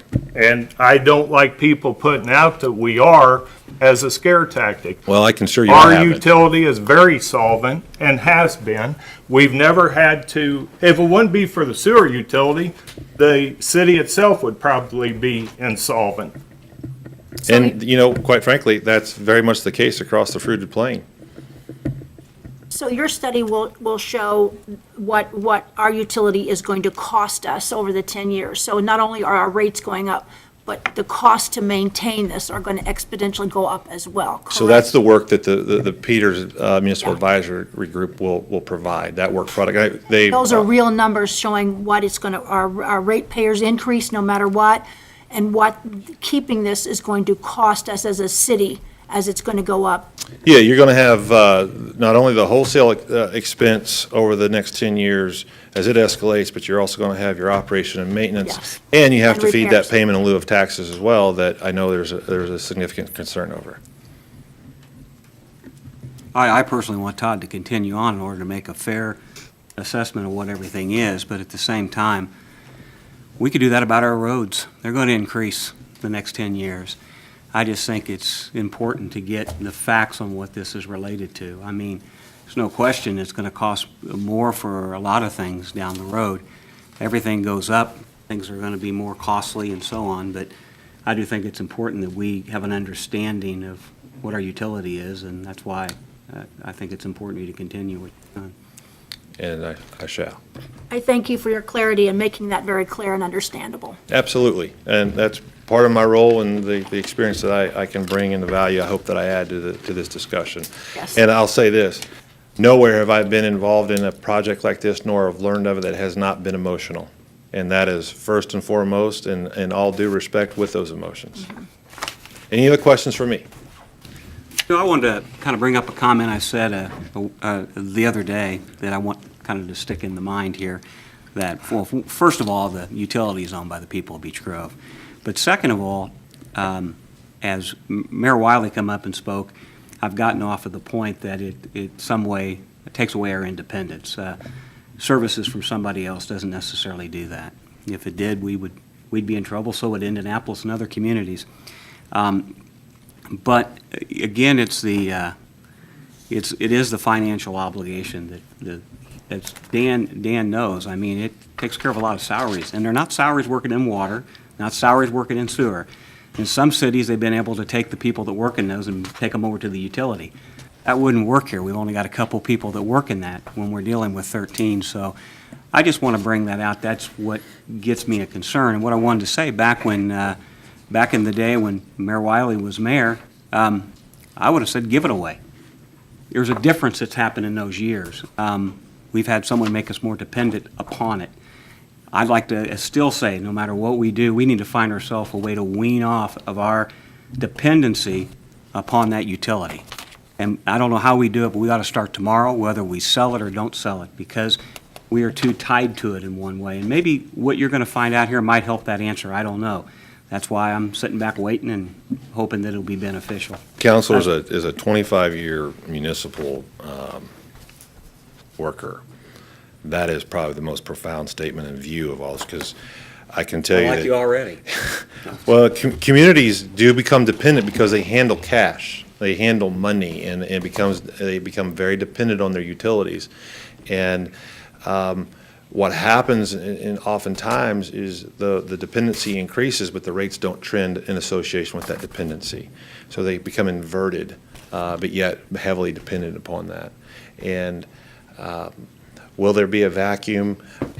Probably so. To what extent, I don't know, and I'll work with Dan if he's not mad at me. No, not I'm kidding at all. you. I'm kidding you.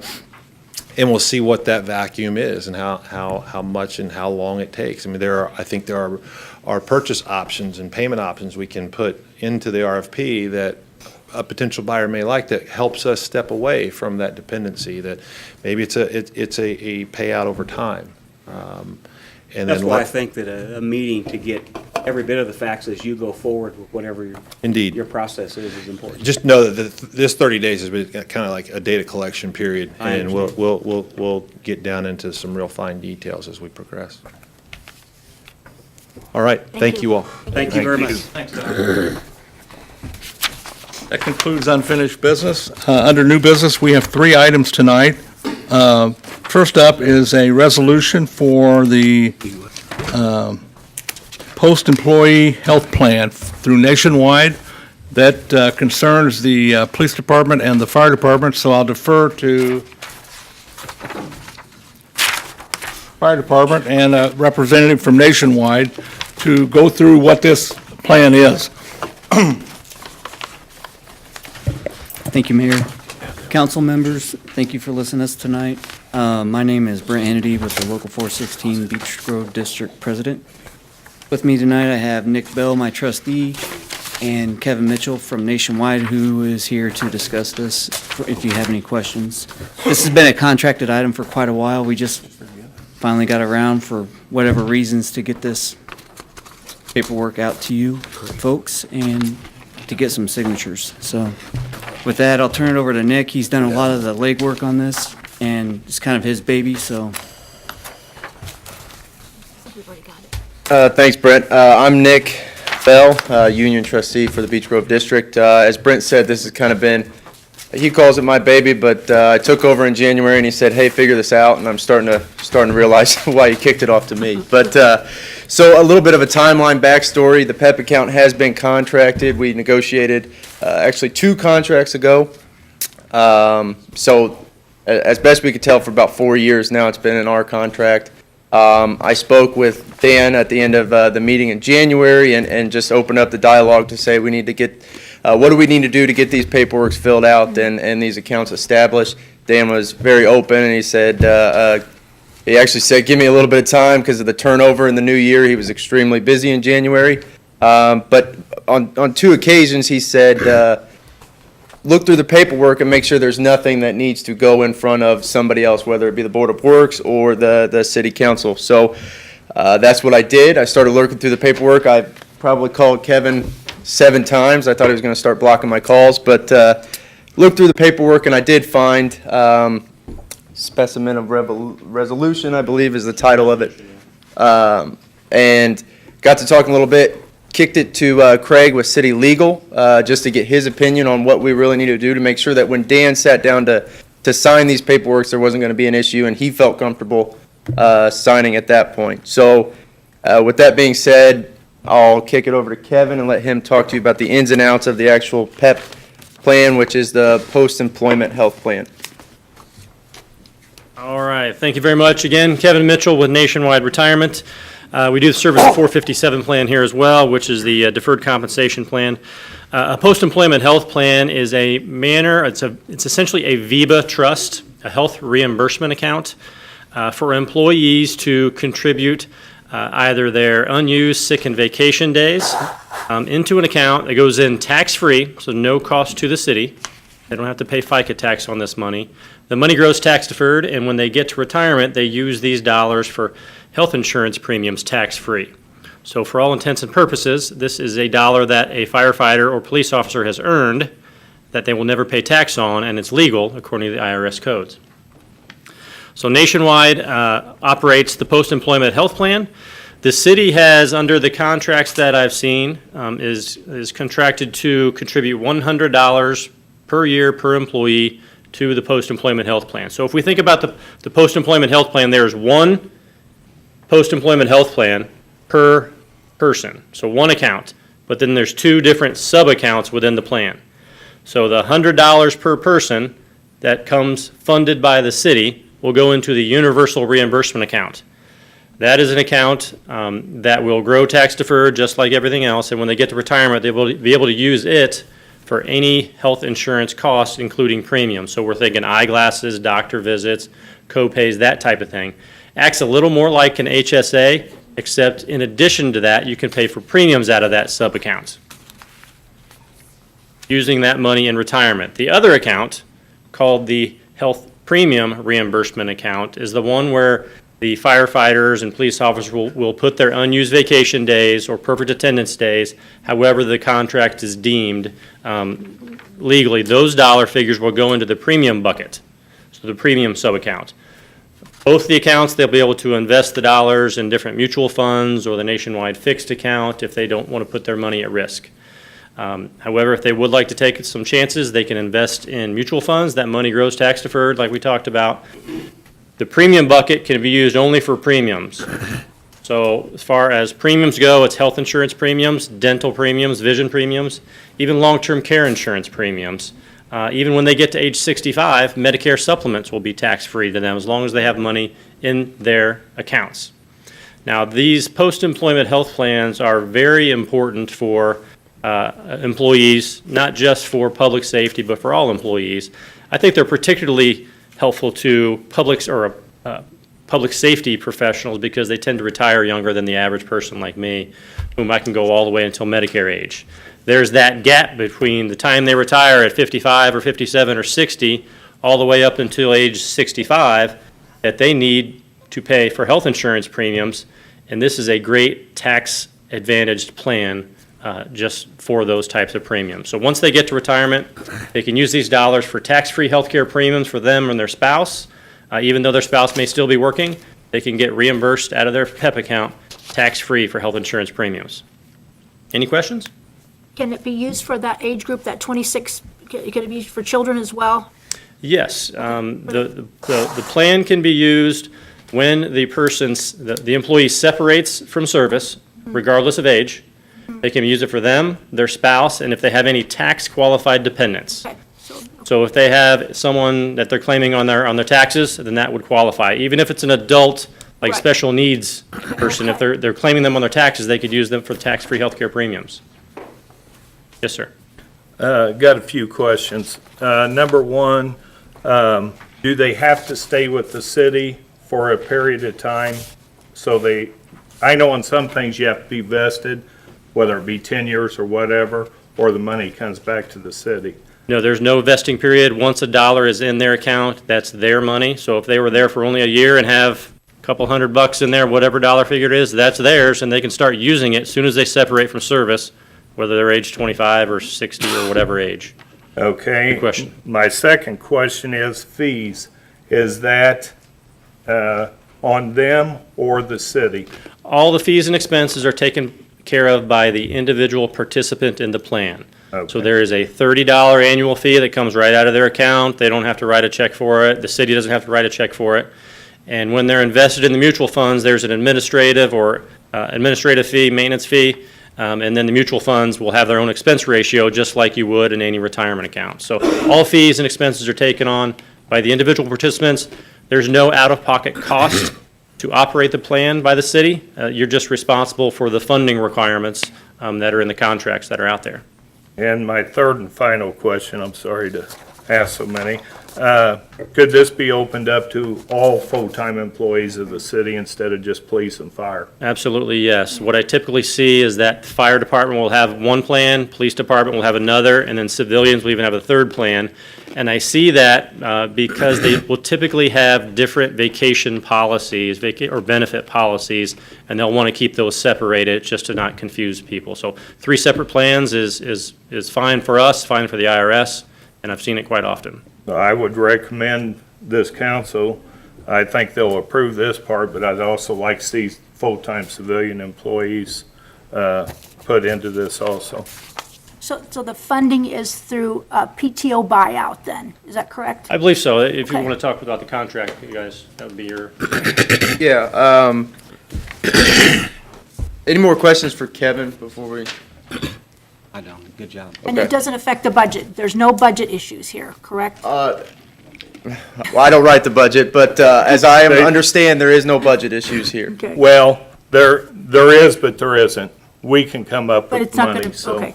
All right. So, as the contract is written, the only true obligation that the city has from a funding standpoint is the $100 per year per employee.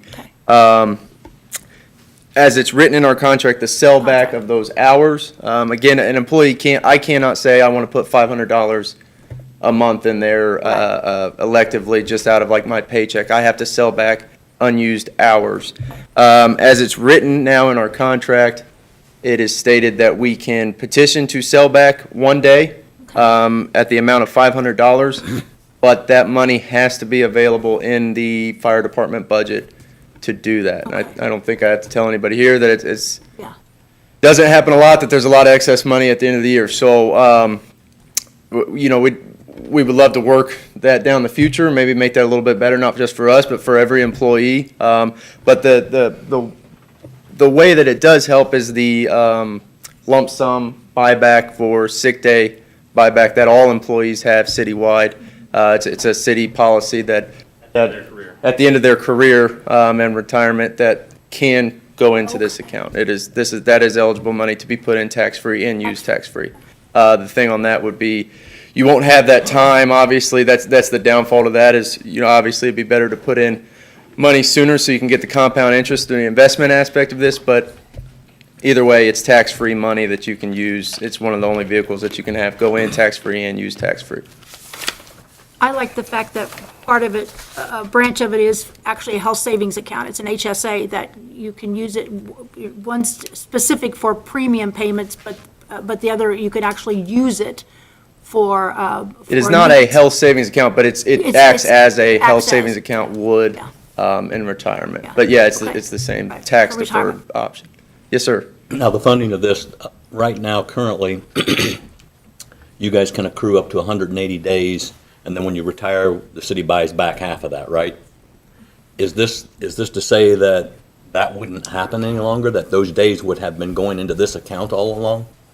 Yeah, so an employee accrues sick time, as he was talking about, we accrue, it comes out to, I believe, 9 days per year is how that works out. But yeah, if you sold back, if we had the money in our budget and I sold back a sick day, then that's off of my record. I don't have that day anymore. I can't be reimbursed for that when I retire. Does that answer your question? Is that where you're going? Once I sell it back into the plan, it's off the city records, it's off my record. So Right now, it's only 1 day, though. Right now, as it's written in the contract, we can only sell back 1 day at the rate of $500 per day. Provided. Yeah, and we actually have it written that we could sell back a vacation day, or a sick day, or a perfect attendance day. So it's not just sick time. We could actually, someone could elect to not take a vacation day and sell back, again, if the funds are available in our department budget. And that's 1 per year? 1 per year, yep. And so how does that affect then the other part where there's a payout at the end of your career?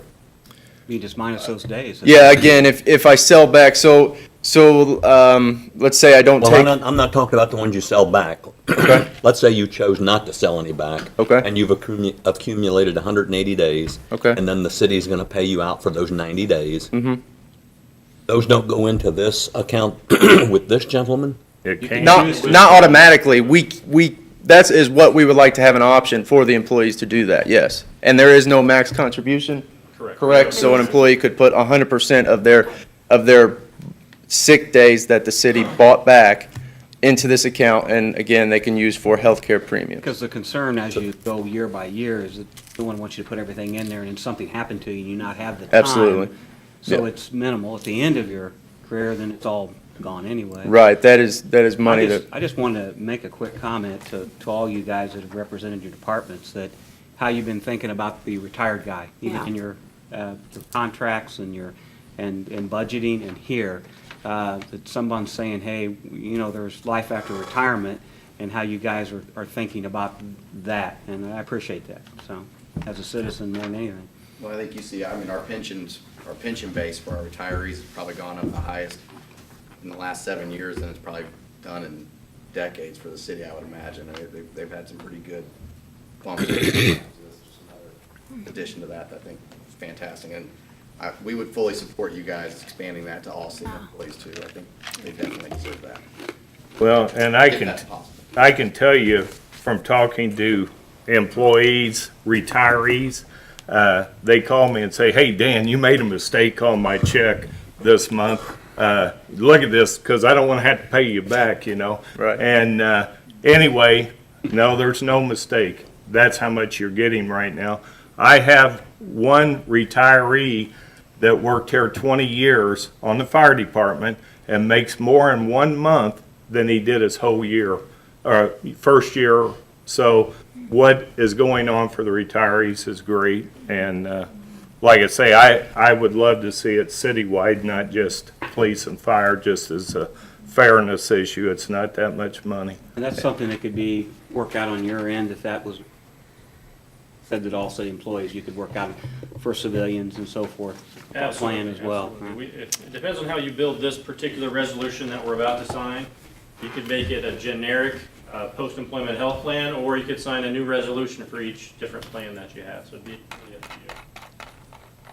And again, just to speak a little bit on what Councilman Templin said about the retirees, this also, as you say, we're being a little more cognizant now of 20, 30 years from now, whereas when my grandfather was on this department, they thought we had a pension and it's great and that's awesome and I'll live on it forever. And the newer members as they come in, and when I came in, I was educated highly that sometimes that pension isn't just going to carry you the entire time. So these accounts, PEP accounts, the 457s that we have, people are looking at that when they're trying to choose on where they're going to work, or we always talk about recruitment and retention, and this is something that will help in that, because we can say we have this account, and this isn't something that every single city has. So just No to add on offense, top you of guys that. are getting old. So I did have one more question. I just want to get this straight in my mind since I'm going to be voting on it. At the end of your employment, you would have the option of turning those dollars over to this account or taking them. Any part of it. Yes. Right. Let me address So that. Kevin was probably the best answer to that. So these are IRS rules that I would be talking about, is that once a plan is set up and the rules are set, everybody needs to follow the same rules. So if you have a post-employment health plan, the tax regulations are so good, the benefit is so good, the IRS says, we've got to keep a nice tight control and make the rules a little more stringent. So what they do is they make sure that the rules will help make sure the rules are in compliance, nationwide will, and that and we need to follow strict IRS guidelines. So if the rules are set up where money at the end of a person's career can go into it, the IRS doesn't like the voluntary type of portion of that. So we've been able to set up plans where a minimum has to go into PEP before you take the cash and get taxed heavily on it. So it's going to be a lot of education if we're going down that road, but there needs to be a minimum set up, and 10, 25% is really just up to you what you want to set up. I think the benefit is there, and if we can educate the employees, not just the public safety, on the benefits of this, you're going to have health insurance premiums, whether it's Medicare supplements or just premiums in general. You want to pay them with after-tax dollars or dollars that will never be taxed. So the particulars of this plan, like you're talking about, is that something we will decide later on? What are we voting on tonight exactly? Voting on the ability to have a plan in place, and we'll work on the details of that with the firefighters in the city. You did say that we could include all city employees? Would it work on this particular this would be the same verbiage then? Yeah, same verbiage. This is really a specimen copy, and you could change the wording to your liking. This is just really just a specimen or a sample copy of what we need to have on file. And this is really just an agreement between the city and the IRS. This is just something the Nationwide likes to have on file to make sure that we're allowed to establish a plan. So I have a question to the other counselors. You guys want to include all city employees? I would. Absolutely. I mean, that's their option. I mean, they can opt in or opt out, It so had to yeah. be in separate resolutions, though. Does it? Yeah, Okay. this would is be. just for police and fire. We'll address that at a different date. Right. Okay. Can we do that at the next meeting, Dennis, for the, Do it now. Could okay, we just add, since this. Yeah, because document- it hadn't been introduced. okay. You could, if you have your sheet, in the first sentence, it says, "In the matter of adopting the post-employment health plan for public employees, for the employees of," change it to "for the full-time employees of the city of Beech Grove." So just cross out Beech Grove Police and Fire Yeah. Departments. And insert full-time at where it says "for the employees," for the full-time employees of the city of Beech Grove. Go ahead and cross it out and do it, and I'll provide you a new one. And we can do that because it hasn't been introduced. I agree with that. He said he did. Is there any more comments or questions? And then Kevin will get with, I guess, he'll, We should start this when I was on the department. Kevin and I and Dan have a loosely scheduled meeting for January 7th at 10 a.m. February 7th, I'm sorry. I haven't heard back from the clerk on that exactly if he's available, but if he's available, we were planning to come in and finish up all the paperwork, and I'm sure that, you know, at that point, once ours is established, like you said, it would be 3 different plans. We would probably back out, and that would be between Kevin and the city. So we do have something scheduled loosely, so. And I do have one question. I'll get with you after the meeting as far as us meeting. But how do I know what each individual wants to do on that? Whose responsibility is it? I mean, I'm not going to call every employee of the city and say, what do you want to do on this program? So, I mean, I think it's a benefit that's great for the employees, but it's got to be managed somehow. Right. And The wording in the contract is that 30 days prior to the end of the budget year, the city agrees to provide written notice to the amount of funds available for sellback.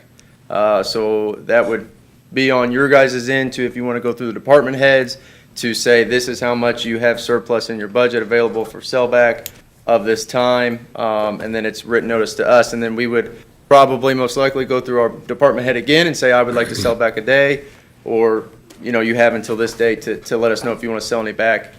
I think it's probably whatever we want to do as a city in-house on how we determine that time would be sold back. I think for them, it just depends on the calendar year that it goes into, or when it's actually sold into the account. So however we want to handle that in-house, you know, we would defer to. well, on my end, for example, it would be a nightmare trying to get each and every employee, 1 this week, 2 next week, or whatever. And that's the reason why I switched longevity, where you get it the 2nd or 3rd day of January every year. Right. Because then everybody gets it, and, you know, you ain't gonna overlook someone. Maybe something that could be done is that in December, all members that want to sell back a day could put that in formally and could hand it to you, or I guess it would have to be before December, but you could possibly write that into the budget, knowing that the fire department has 5 employees.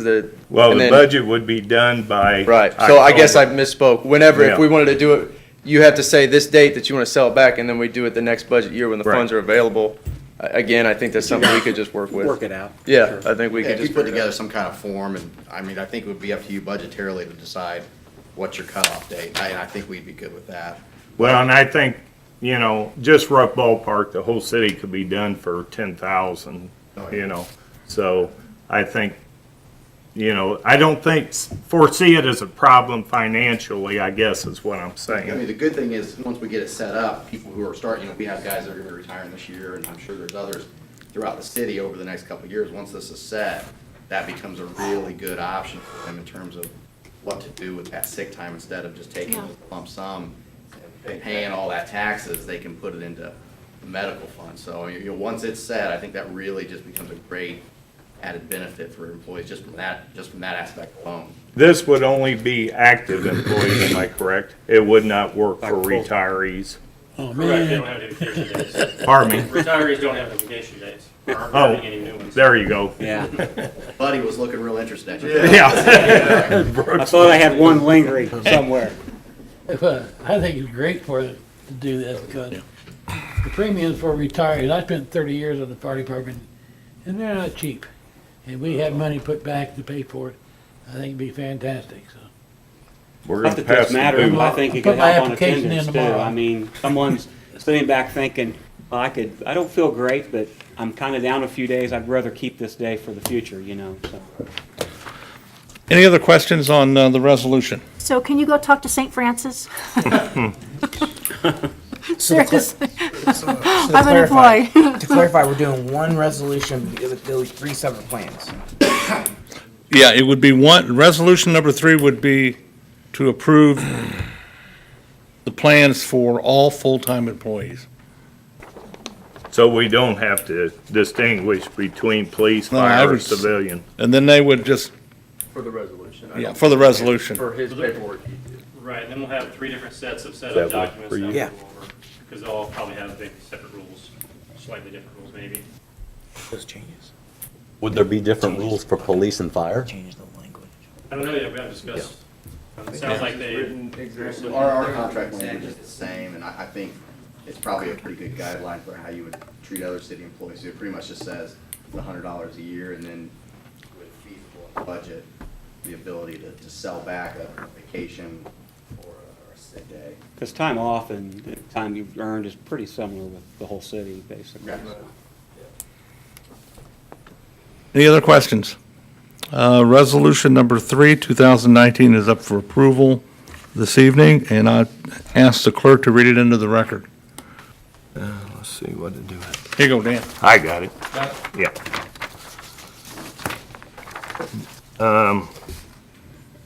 Let's see. In the matter of adopting the post-employment health plan for public employees for the employees of Beech Grove, police, fire, and civilians, full-time, whereas a post-employment health plan for public employees has been established for eligible public employees pursuant to Section 501C9 of the Internal Revenue Code permitting such plans, and whereas the plan may be funded with employer contributions, mandatory eligible employee contributions, or combinations of both on behalf of the eligible employees in a manner permitted under the plan, and whereas under the Post-Employment Health Plan Program, Nationwide Retirement Solutions will provide administrative services in exchange for a fee as agreed upon by the employer and the NRS. Now therefore, the employees does hereby resolve as follows. The City Council Board of Commissioners, governing body of the employer, meeting in regular scheduled sessions this 4th day of February 2019, hereby adopts this PHEP program on behalf of the eligible employees of the employer. The officers and employers of the employer are hereby authorized to execute on behalf of the eligible employees of the employer a participation agreement with NRS authorizing NRS as the administrator of the plan and the agent of the employer, and other such agreements and contracts as are necessary to implement the program. This resolution is intended to include the necessary language for adoption of the PHEP program, but is intended only as an example. It is not intended as legal advice, and any reliance as such is strictly prohibited. The employer should consult with the legal counsel regarding this language before using it. Questions or comments? I got Yes. one. On, down where it says the officers and employers, shouldn't it be the the employees and the employers, the way it says officers, and that's police and fire. Then where it's the second is, What does officers mean in this case? Is he, didn't, I think that would need the elected officials, wouldn't it? That's what I was thinking. Yeah. That's what I'd think too. yeah. okay, I understand that. Craig, do you have any issue with what's going on here? No. Because it says consult legal. No, I'm fine with it. Okay. This is kind of a boilerplate thing anyway, so. Questions or comments? None, I'll ask for motion to approve resolution number 3, 2019. I'll make a motion to approve resolution number 3, 2019. I'll second. All those in favor signify by saying aye. Aye. Those opposed, the same sign. Please register your vote. Got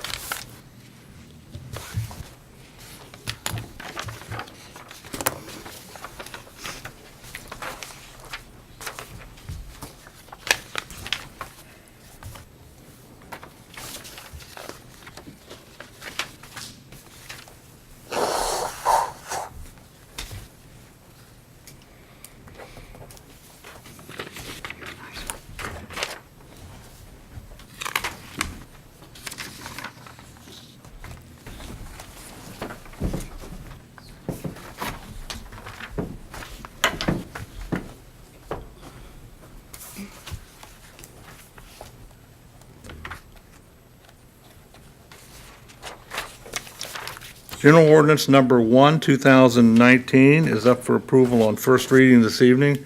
General ordinance number 1 is a ordinance that removes the old noise control ordinance that was adopted in the 1960s. And a lot of the ordinance, council, was in place because of St. Francis Hospital. I've included a copy of the old ordinance for your viewing. So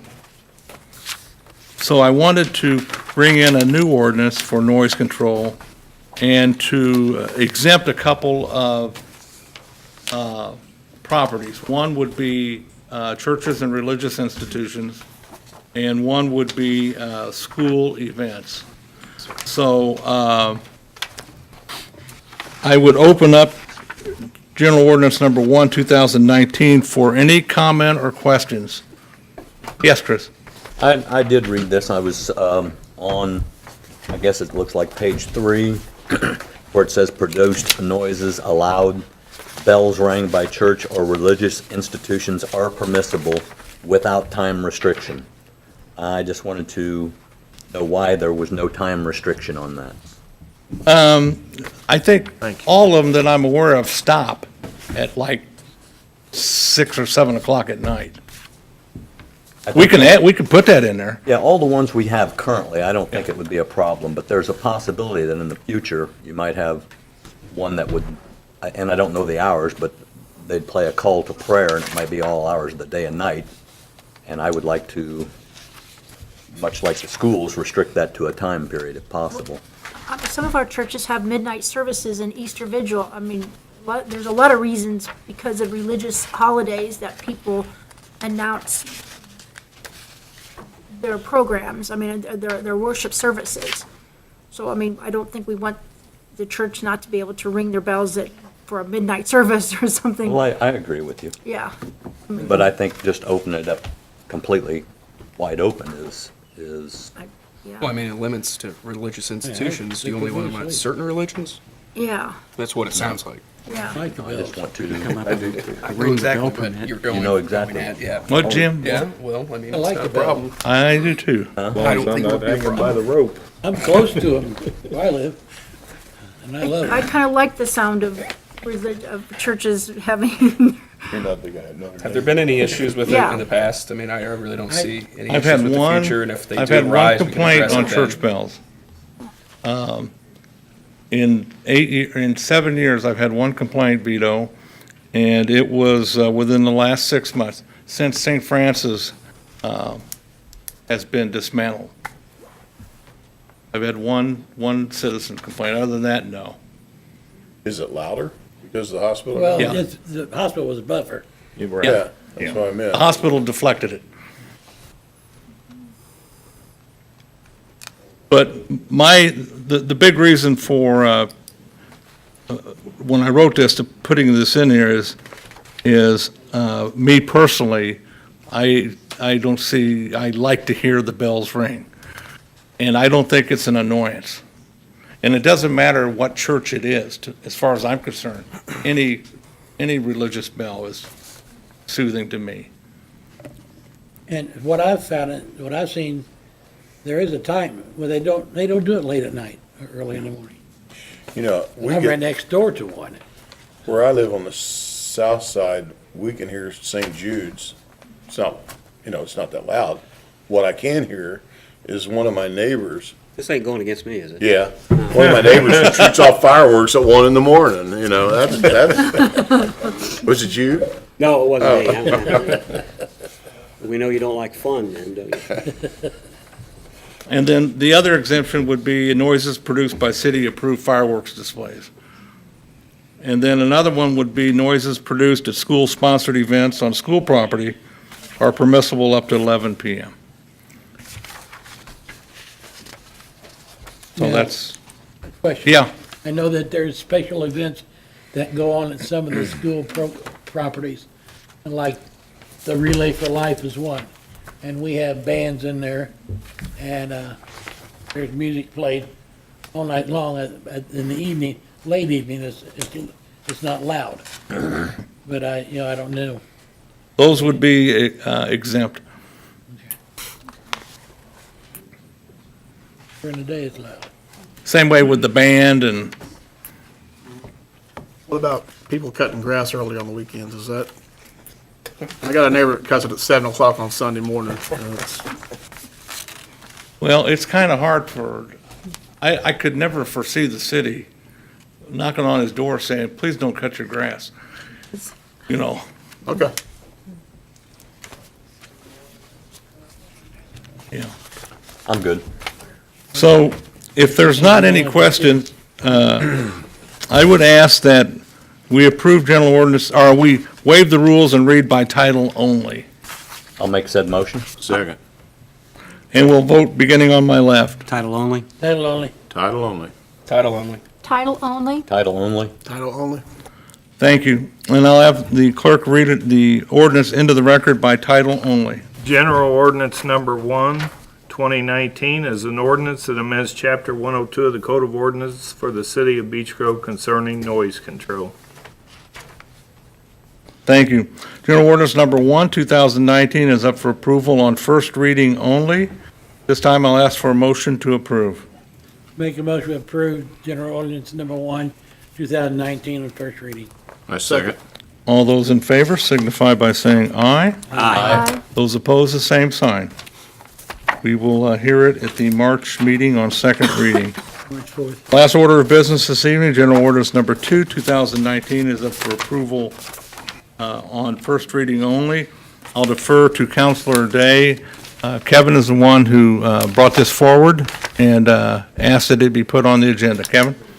Yeah, Ash Street's been recently paved, and we got more traffic going up and down the street, making it hard for people to back out of their driveways. So I want to maybe put a three-way stop in at Ash and 6th. That's what I'm looking to do.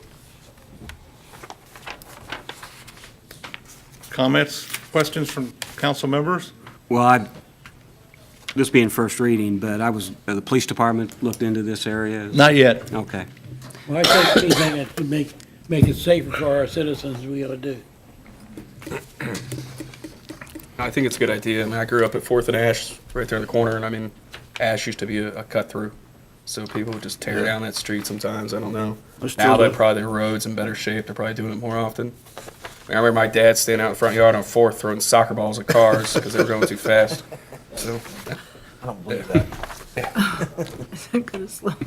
At this time, general ordinance number 2, 2019 is up for approval on first reading only. And at this time, I'll ask the clerk to read the ordinance into the record, please.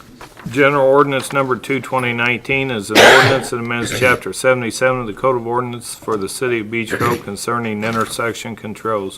Whereas Ash Street was recently paved and is opened up to more traffic, and whereas some residents have trouble backing out of their driveways due to the increased traffic patterns, whereas recently sidewalks have been added in the area of 6th and Ash, causing an influx of pedestrian foot traffic, and whereas local residents have asked their council representatives for help in reducing the rate of speed that cars use while driving Ash Street. Now therefore be it affirmed that the Common Council desires to amend Chapter 77 of the Code of Ordinances concerning intersection controls. Now therefore be it further affirmed that the Common Council desires the following amendment be added into Chapter 77 of the Code of Ordinances. Amend Chapter 77 Traffic Schedules. Schedule 2, Through Streets and Stop Streets. A2, Churchman to Thompson to westbound line. Add the following: intersection, Ash and 6th, controlled description, three-way stop sign, southbound 6th, eastbound Ash, westbound Ash. Now therefore be it affirmed that the Common Council desires to change the intersection controls of 6th and Ash Streets and no other streets. Now therefore be it further affirmed that this ordinance only applies to Chapter 77 of the Code of Ordinances and no other ordinance. Now therefore be it further affirmed that the ordinance shall go into effect 30 days after passage by the Common Council, signed by the Council President Pro Tem, attested by the Clerk Treasurer, and signed by the Mayor. Thank you.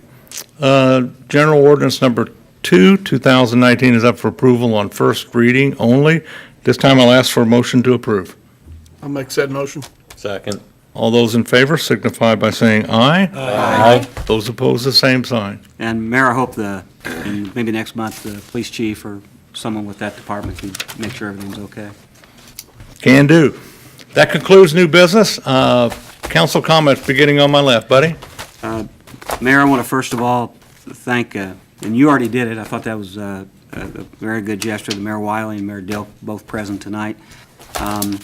I also want to thank the judge. Our court system has had some ups and downs in the past, and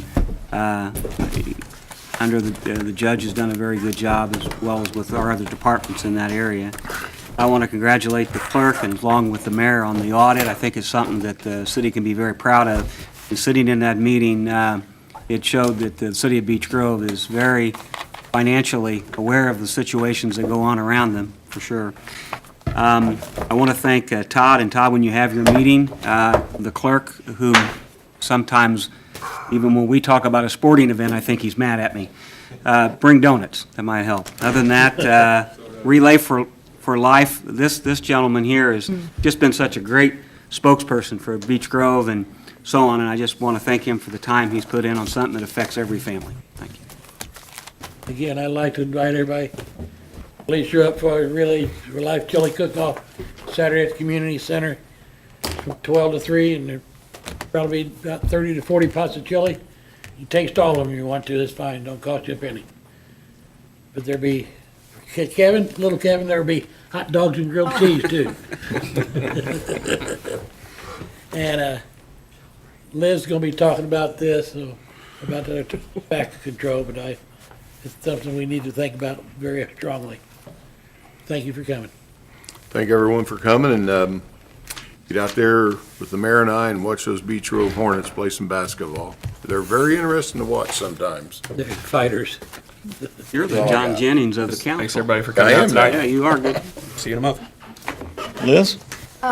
Thanks, everybody, for coming out. The American Lung Association just gave us an Indiana report card for state of tobacco control. Indiana has an F in tobacco prevention and control program funding. We have an F in tobacco taxes. We have a C in smoke-free air. We have a D in access to cessation services. We have an F in tobacco 21.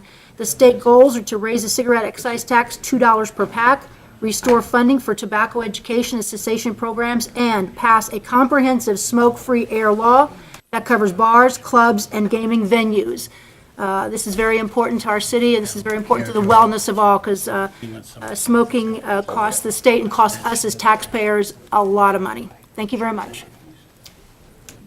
Chris? No comment. Kev? I just want to thank everybody for coming. All right. 8:55, Mayor. A motion to adjourn this meeting. I'll make said motion. Second. The meeting is adjourned at 8:55 PM.